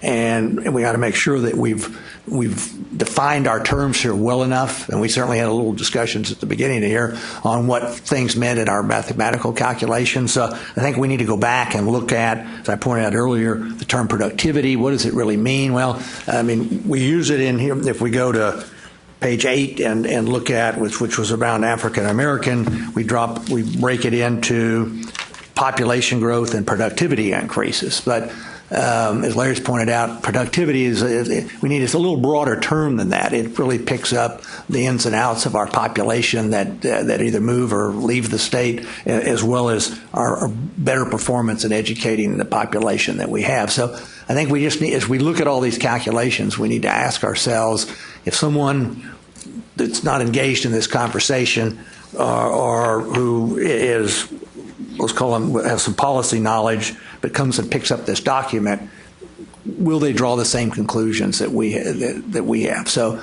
there needs to be a sense of marketing and effective communications, which also is to pick up, I think, the comments that Jerry's made. And we're aware of that. We've had our good and bad experiences with that in the past. So I think one thing I want to emphasize is the type of discussion you're having here in this meeting today. This isn't going to be how we present this in terms of this kind of detail. It won't work. Mm-hmm. And but it's important that you guys do it, that you work through the details. But how do you present it in a way that makes sense to the the general population. So this isn't intended just for the legislature, it's not just for the schools. So we need something that over time people will know what we're talking about. One thing we're developing, I mentioned to Dr. Faulkner briefly at the break, I think, is we've already started talking about that stump speech that will be available to everyone as you and others maybe go out and explain this to people so that it's done in a typical kind of way. We even talked about how, what it will be if you've got 5 minutes or 15 minutes, how to do that. Frankly, Dr. Faulkner had more impact than you may have realized, and that we thought that his remarks were to our board, were a good beginning point in terms of structuring that PowerPoint. We will share that to you, and later when we're, make it available to you for your use whenever you want to do it. But we need to stay on message. I think I've been thinking today that there may be something we didn't really have before, but more of a technical document for some of these other people you're talking about, for them to look at. But this type of thing should not be in the plan itself, because I can tell you it was hard enough before just to explain that 5.7% to people. One very simple, much more straightforward number than we have here. So we will need some help with that. I think Ramona's been very helpful in this, but we're getting some feedback as we go along. And frankly, by the time this rolls out, we'll be much better at it. And after we've met with a few groups, some staff I've mentioned are having occasion, just as associations are happening to meet. Rex either has or will be talking to the Texas Association of Community College Teachers about where we are at this point. I'm sure he'll get some feedback. Ginger's gotten feedback from enrollment managers. I've gotten some feedback at African American Summit, not by email afterwards, but some discussions afterwards. So we're beginning to understand, as some of us are almost guinea pigs for sharing some of this, what works and doesn't. But and frankly, even after the plan is adopted, probably 6 months and a year later, we'll be even better at it, because at that point, we will have gotten more feedback. I'm hoping that we'll do what we did with closing the gaps, that the commissioner and some of our board members will fan out across the state to various regions and trustees to share the plan with them. We'll continue to meet with various associations, the business community. We will share this with the chambers. But I think some of the points, I do want to say that in terms of Mr. Turner, one thing I heard, which was a little different, but fits in with that as well, is I think we want to make sure we don't give the impression that we think the only purpose, period, for higher ed is jobs. But we're doing people a disservice if they can't get jobs and meaningful jobs. And there's still this broader aspect, and one reason I think it's important for liberal arts majors to have marketable skills is that it's important for the liberal arts to survive, but they should be able to get jobs, and they should be aware of that. And so there's a broader context here. I don't think we need to spend a lot of time on it, but I think we can probably make a better case than we have. And Ramona's already put together a little language, I think, that's just in a couple of paragraphs that sells that message better. I'll say one thing we learned with closing the gaps as well is there are certain things that are going to be taken care of anyway. For example, people were concerned we didn't mention doctoral degrees.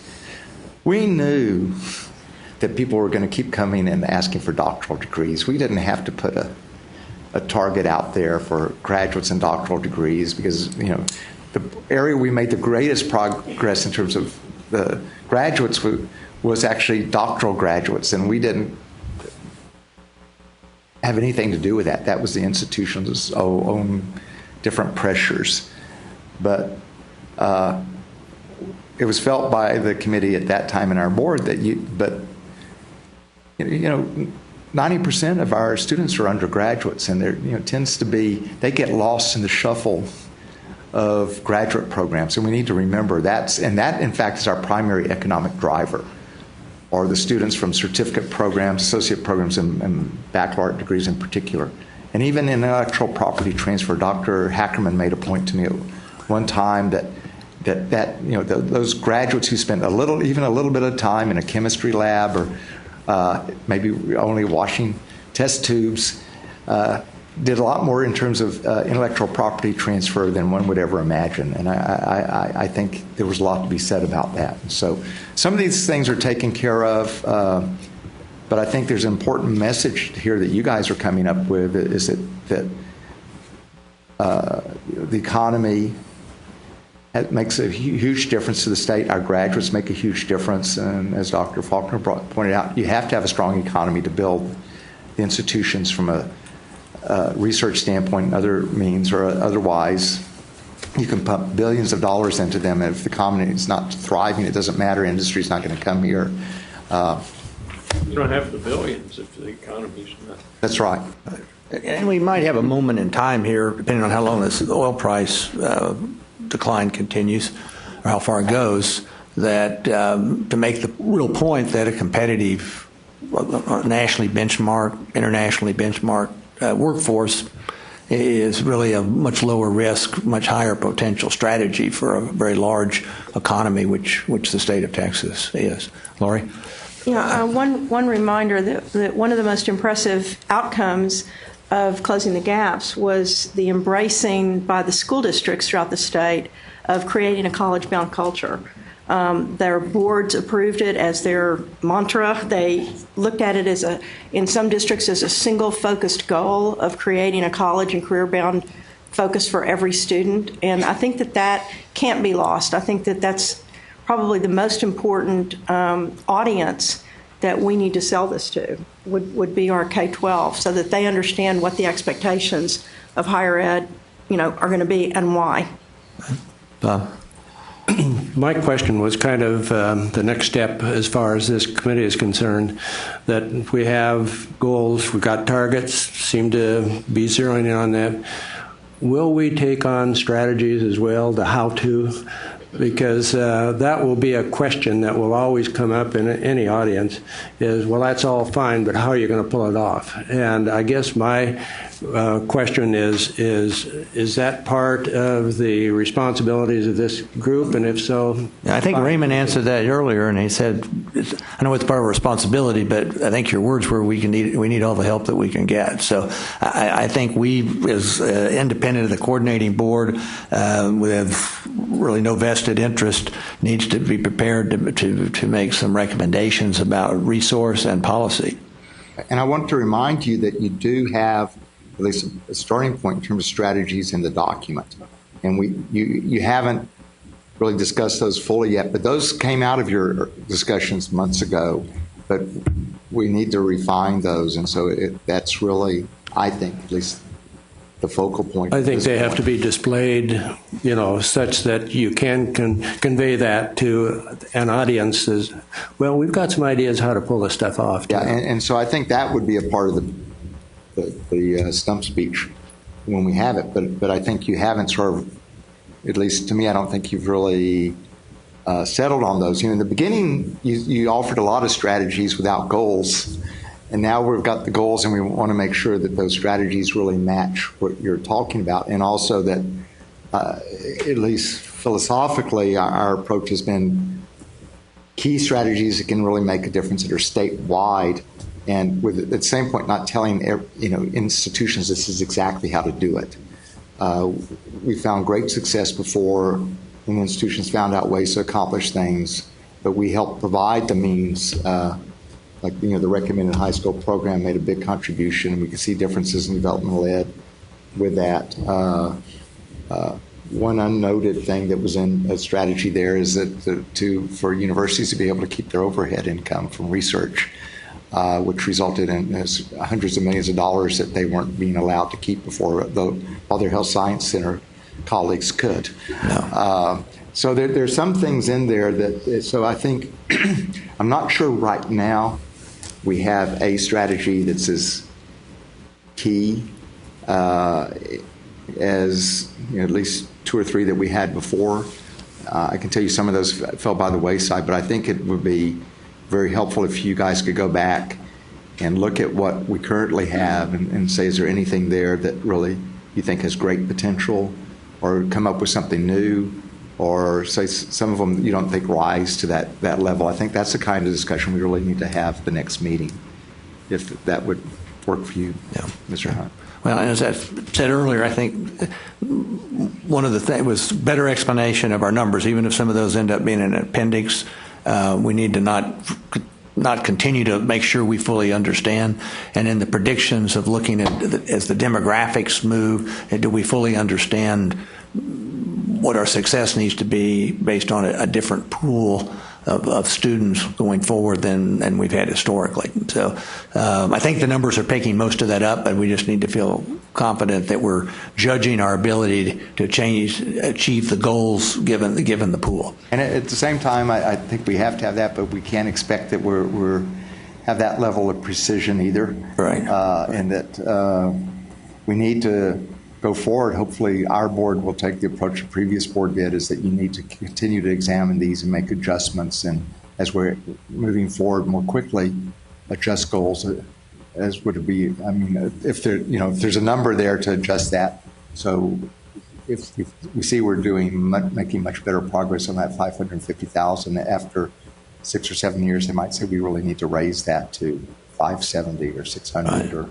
But I think it's trying to link our policy recommendations. Being able to make an argument around financial aid is going to be dependent partially, I think, on being able to lay out the fact that the number of economically disadvantaged students that we have going forward versus where we've had before, and is that it leads us to a path that makes our recommendation seem in a very reasonable terms. So there are different types of approaches. So from a strategy standpoint, when you could recommend that a certain type of analysis be done without having to state a specific number at this point. Mm-hmm. And that's where I thought maybe Mr. Francis was going. But I think prior to the next legislative session, with that kind of strategy, we could work to make sure we had a very strong argument for a specific amount of money that would be needed to that end. And would be much stronger than we could make right now with a specific number in it. And it allows for dealing with some of the politics that go forward at the time. But and some of this, it's hard to explain how this can happen, but some of it is setting the stage for things. There are a number of things. We have a report on things that were accomplished with closing the gaps, which isn't just the numbers, but there are a number of things the legislature did and that schools did that weren't specifically asked for in the plan that made a huge difference. And I think that the plan and setting the stage helped lead to those discussions. So we also have to be mindful that going forward there may be things that are better understood in 3 or 4 years that lead to some actual changes that you never would anticipate now. But what you're doing is critical in terms of setting the stage for people to be asking those questions and insisting that they ask those questions and moving forward. So that's the approach you take is up to the committee. Woody? Yeah. Yes. I do believe that how we set it up is going to be critical. Kind of the sales presentation. We're selling the coordinating board. We're selling the legislative bodies. We're selling voters, and we're selling parents, and students, And if our presentation is such that that the average voter can understand it, and it makes such sense to that voter, they'll say, yeah, and that every one of those target audiences can agree, by starting out with a setup, the obvious, college is more important than it's ever been in our American history. 2, we're dealing with a new demographic reality, but also a psychographic reality. And then number 3, we've got a target audience that's going to need more money than ever before. So these are the 3 gigantic realities that we're dealing with, which all affect, as Steve Murdoch says, the future of our state and how the future economic wealth of our state is going to be directly tied to how we educate our minorities and all of that. So, and I'm sure that that's the kinds of thing. I'm just repeating what you said, but I think if we all understand it and make it into a simple, wonderful selling document, if we look at it, I think with that point of view, we'll. With that in mind, you know,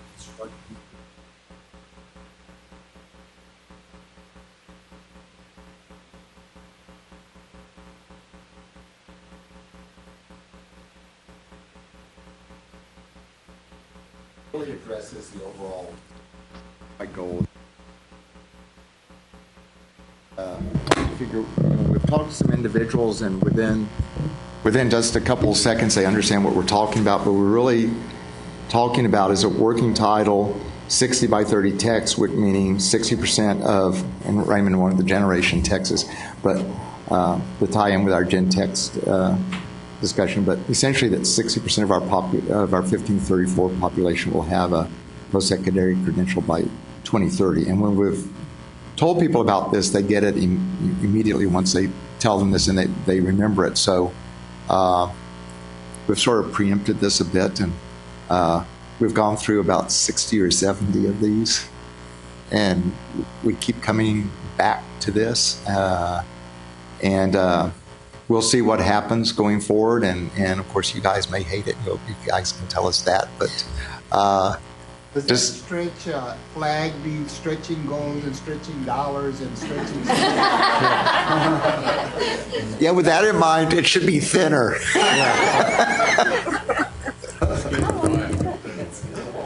So anyway, I just wanted to alert you, and if anybody asks you about this and say it's really stupid, you can say, wasn't our idea? That staff at the coordinating board, you know how they are. But we're going to see what our feedback. We know we need something simple, and in fact, I wondered after our last discussion that we seem to have this problem in terms of differentiating the short descriptors for each goal, educational attainment versus college completion. If maybe instead of educational attainment, we ought to just call that one specifically 60 by 30, because that's exactly what it is. Mm-hmm. Now the staff will leave, and you guys can talk about how bad it is. No, I think it's easy to understand. Yeah, it is. It is. I don't know the DX or the TX, but 60 BY 30 would be. I know, and there's that one singular goal that everybody's. And of course, we would appreciate any high-level advertising help that we might get in terms of how to make this look even better. David, very, very briefly here, between now and April and July 23rd, I know you've raised some issues around communications to the public, to various stakeholders, to various investors. What role do you see the committee playing between now and then, outside of what we've been doing today? Well, I'm glad you raised that, because I had mentioned earlier if some of you might want to sort of share this with your parts of the state. So, I mean, one option would be for either May or June, in lieu of having a meeting, if some of you wanted to be along with a staff member, we could set up essentially a presentation hearing at a university or community college, and you're part of the state, a staff member could join you, and it could be a first test of a stump speech in terms of explaining this and to get feedback.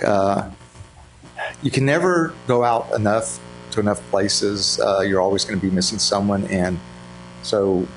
But it's your preference. I wouldn't say anyone would have to do this, but if you think it would be helpful in your community, we would be glad to support that. Make arrangements and be there with you, and then again, you could point to staff and say it's their fault if the response is really bad.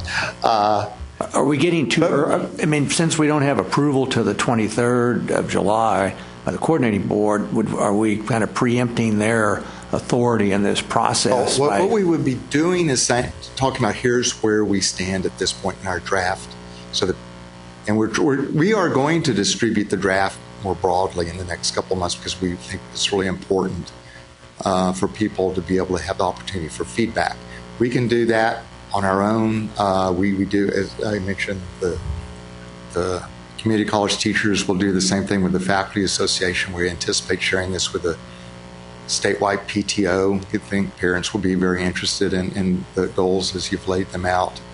Of course, with the chancellors and presidents, hopefully they've been monitoring this, but we want to make sure they have some ability to disagree or tell us what they think. But this is all, we don't want to simply take something to the board and have them approve something that we haven't at least made some attempt for people to provide feedback to. Now, I can tell you we're closing the gaps, and Dr. Basil Joel will remember we shared this with thousands and thousands of people, and we probably got feedback from 30 or 40. Mm-hmm.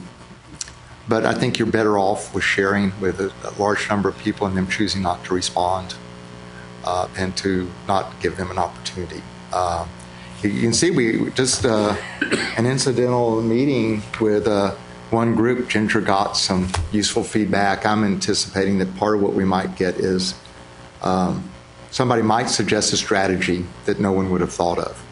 But we're planning on doing that. We're talking about potentially having a webcast soon available to various folks where we explain some of these things. We've had the college town hall that we talked about in the beginning that's been out there, but we haven't been getting a lot of traffic there. It's an electronic site where people can respond, but we're thinking that we might be able to drive a little bit more traffic to that site. So part of this is up to you. I mean, do you want to go out and do some of this? If not, we feel we need to do this other regardless, because our board should know that we've given people the opportunity to provide feedback beyond this group. And then if we received any feedback. So you're going to talk about the funding? I just wanted to remind you, we have a June 1st meeting with funders. Okay, that's right. So we've talked with the Lumina Foundation recently, that this Nina Wright, the director of the College for All Texans Foundation, Lumina was interested in hosting a meeting for foundations, which I believe both Mr. Hunt and Dr. Faulkner have agreed to attend, where we're going to lay out the plan as we see it now, and so the foundations can see an opportunity, or if there are certain areas that they might like to help us fund, like how to address maybe marketable skills, how to help maybe the liberal arts schools work on that.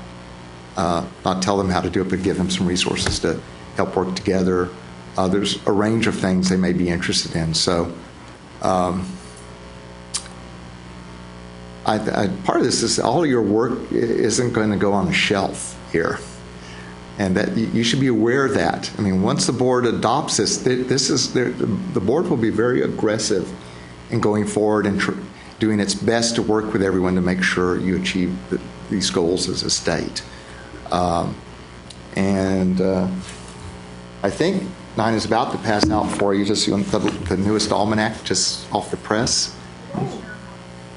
Okay, the commissioner asked for that, and I think to the credit of Julie Eklund and some others, there's some data points in here Julie mentioned in terms of college debt that were not in here previously.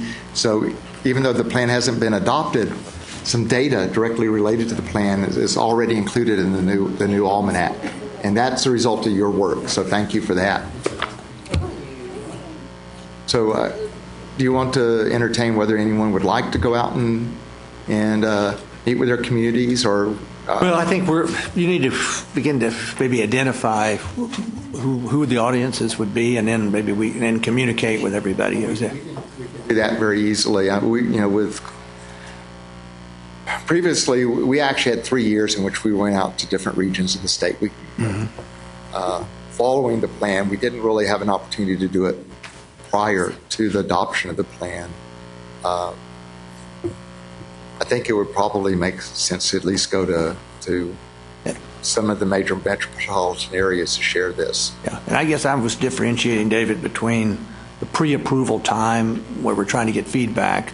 That audience might be a little bit different than the post-approval time where we're trying to get editorial boards and others to essentially talk about the new plan and try to get it broad coverage and support. Well, it may be, now that you bring that up, I mean, maybe the most effective use of your time for those of you that are willing to do this would be after adoption of the plan to complement our commissioners' efforts and our board's efforts to go out and meet with regions, but to extend this to communities across the state.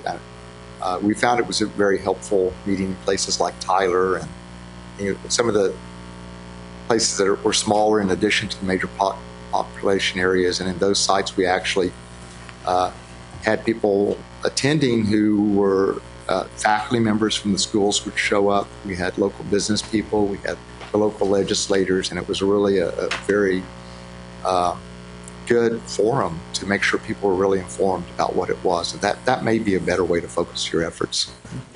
Yes, Lori? I was just going to say, if we do it before the board has approved it, then we're asking for input and tweaking and information. If we do it after the board has approved it, then the board is really saying this is what it's going to be, right, and we want to tell you how best. That's what I would have envisioned. If we did it before, it would be the tweaking, yeah, or some miraculous strategy might arise from. Right. And somewhere. So whichever you all want, is fine. But what I was going to suggest is if we're going to go to the communities, we should do that in May so that we have our last ditch effort in June to follow up and accept changes and gather whatever input has been made. So we probably ought to, if that's the choice, then we ought to do it in May so that we have time to come back. Yes. Yeah. I think I agree with Lori, but the other side of the coin is that if you can't arrange, whether it's members of the committee or it's staff or a combination, in every region of this state for that to happen so that every region has the chance to have input, not selective regions based on Lionel and I have time. Well, we don't. So I think if we can't assure that, then we've got to have that webcast available so that everybody that might have an interest has the opportunity to comment, whether electronically or in person. Oh, and we feel, we haven't had our meeting to discuss this yet, but my sense is at least I think we probably ought to have a webcast regardless, just to provide the basic information. Unfortunately, there isn't the opportunity for discussion within that context. But at least it's a way to make it available to folks. And so. And David, I think we're probably near or at the end as far as presenters. I know you and I have not talked about any other presenters. If anybody on the committee sees a particular area that we need more information on, but that would be another change in our committee meeting structure that we'd be refocusing, and maybe now we're refocusing from us being presented to us presenting and asking questions, and then the question is, how does that affect our format and our location, et cetera? Yeah, well, I think, that in terms of the regions that you would really need to physically go to the region. And frankly, our experience in the past wasn't that initially that many people attended before the plan was adopted. Once the plan was adopted, we would receive large attendance, and I think it was beneficial even when we had the small gatherings. And knowing in San Antonio, we met at the chamber, and Tyler, we met at the UT Tyler, and so the forums would vary, and that does change the context of the meeting. When you're at a university, you have drop-ins, which from faculty, which are actually helpful to have, I think. When you have it at the chamber, you're not likely to get the drop-ins. So part of this is a comfort level of the committee. We can work it either way, but I just want you to have the opportunity, if you want to participate in that process, and to also share your judgment in terms of whether you think it would be important to do that or not. Woody, I've done that both ways, but I do think it would be more effective to do it afterward. I think you'll get a better cross-section of audience, a better understanding of what would be expected of everybody. Places like Tower, of course, you'll have a lot of people come. I worked in Tower for 25 years, so you'll have a lot of business people who will be very interested in this and very interested in how it affects the economy, particularly in Northeast Texas. So, and I think you'd have some really, really good. I think you'd have some really good support, for the goals It'd just seemed to me to be a lot easier to go after instead of before and try to rush yourself. Because what changes could you make anyway? Yes, Jerry. Woody, I probably speak for the rest of the committee members. I'm not looking for an opportunity to go out and speak, but but if I can be useful, given my background, my connections, wherever they are, which are much different than yours, then I think we should be ready and willing to do that. But I'm not going to volunteer to go to Houston and talk about this. There are other people who are much better positioned to do that than I. Shows you have great wisdom, and one of the reasons you were selected to the committee. Well, David, maybe you and I need to talk and I'd like to get from your the committee, feedback, particularly from Larry. We definitely could benefit from your help once the plan is adopted, and I think the offer of that is very welcome, because I can tell you the work really begins, as odd as it may seem to those of you here, all of you have worked so hard after the plan is adopted, in terms of making sure everybody knows it and understands it, and you have to be relentless in getting the message out once the plan is adopted. Otherwise, it's just another on-the-shelf plan. Yeah. And to remind the committee, we've got NGIMS, which is the National Center for Higher Education Management Studies, Complete College America, and RAND, all doing a review of the plan. So we've got 3 out-of-state, impartial parties with a lot of experience giving us comments. I mean, we're not asking them to write the plan or rewrite the plan, but we are, and they, to the extent that we're missing something, hopefully that's a safety net there, and then reaching out to the various entities that have a vested interest or have a point of view, we'll get that input, and then I think, following what Jerry said, the committee should be prepared, post approval by the coordinating board to participate in, as needed, for some period of time in its rollout. When will we get their comments? We've already gotten some from NGIMS. I don't know. Ames McGinnis from NGIMS sent us an email on Saturday, and it was very positive. My recollection is, while it was a short response, it was a couple of paragraphs, but my recollection is he focused somewhat more on the aftermath of developing the plan and how to make sure that we would go forward. But he was very positive about what you've done thus far, and we know Ames very well, and he would clearly tell us if he thought we were going off the deep end or we were missing something obvious. So we have not yet heard from the other 2. We will share Ames's email with you. I assume that's okay. You ought to check with Ames, but you should know this. And we'll share with you the response from RAND and from Complete College America when we get it. But good thing, the difference in these groups is they're all different. NGIMS works largely. They do a lot of work with plans, but their history has been more on the financial end. Then Complete College America has come up with essentially its treasure trove that they call it something different of here are the key things to do going forward to be more productive. And then RAND is a very different organization completely. They're primarily economists with a few other behavioral scientists. And they work as a group with everything from the military to tech firms to higher ed, and they work a lot in other countries. So the one individual we've asked has actually worked a lot in other countries as well, in helping them develop plans and policies for the country, in fact. So we think it's a good group to get responses from, especially the latter, given the interest in international competitiveness. Any other comments? A couple of minutes early, but that's okay. All right, so we'll go ahead and adjourn the meeting. Thank you very much, and we'll see you in May. Might have some mid-course correction here, as I said earlier, as we kind of figure out the race to the finish line here. Thank you.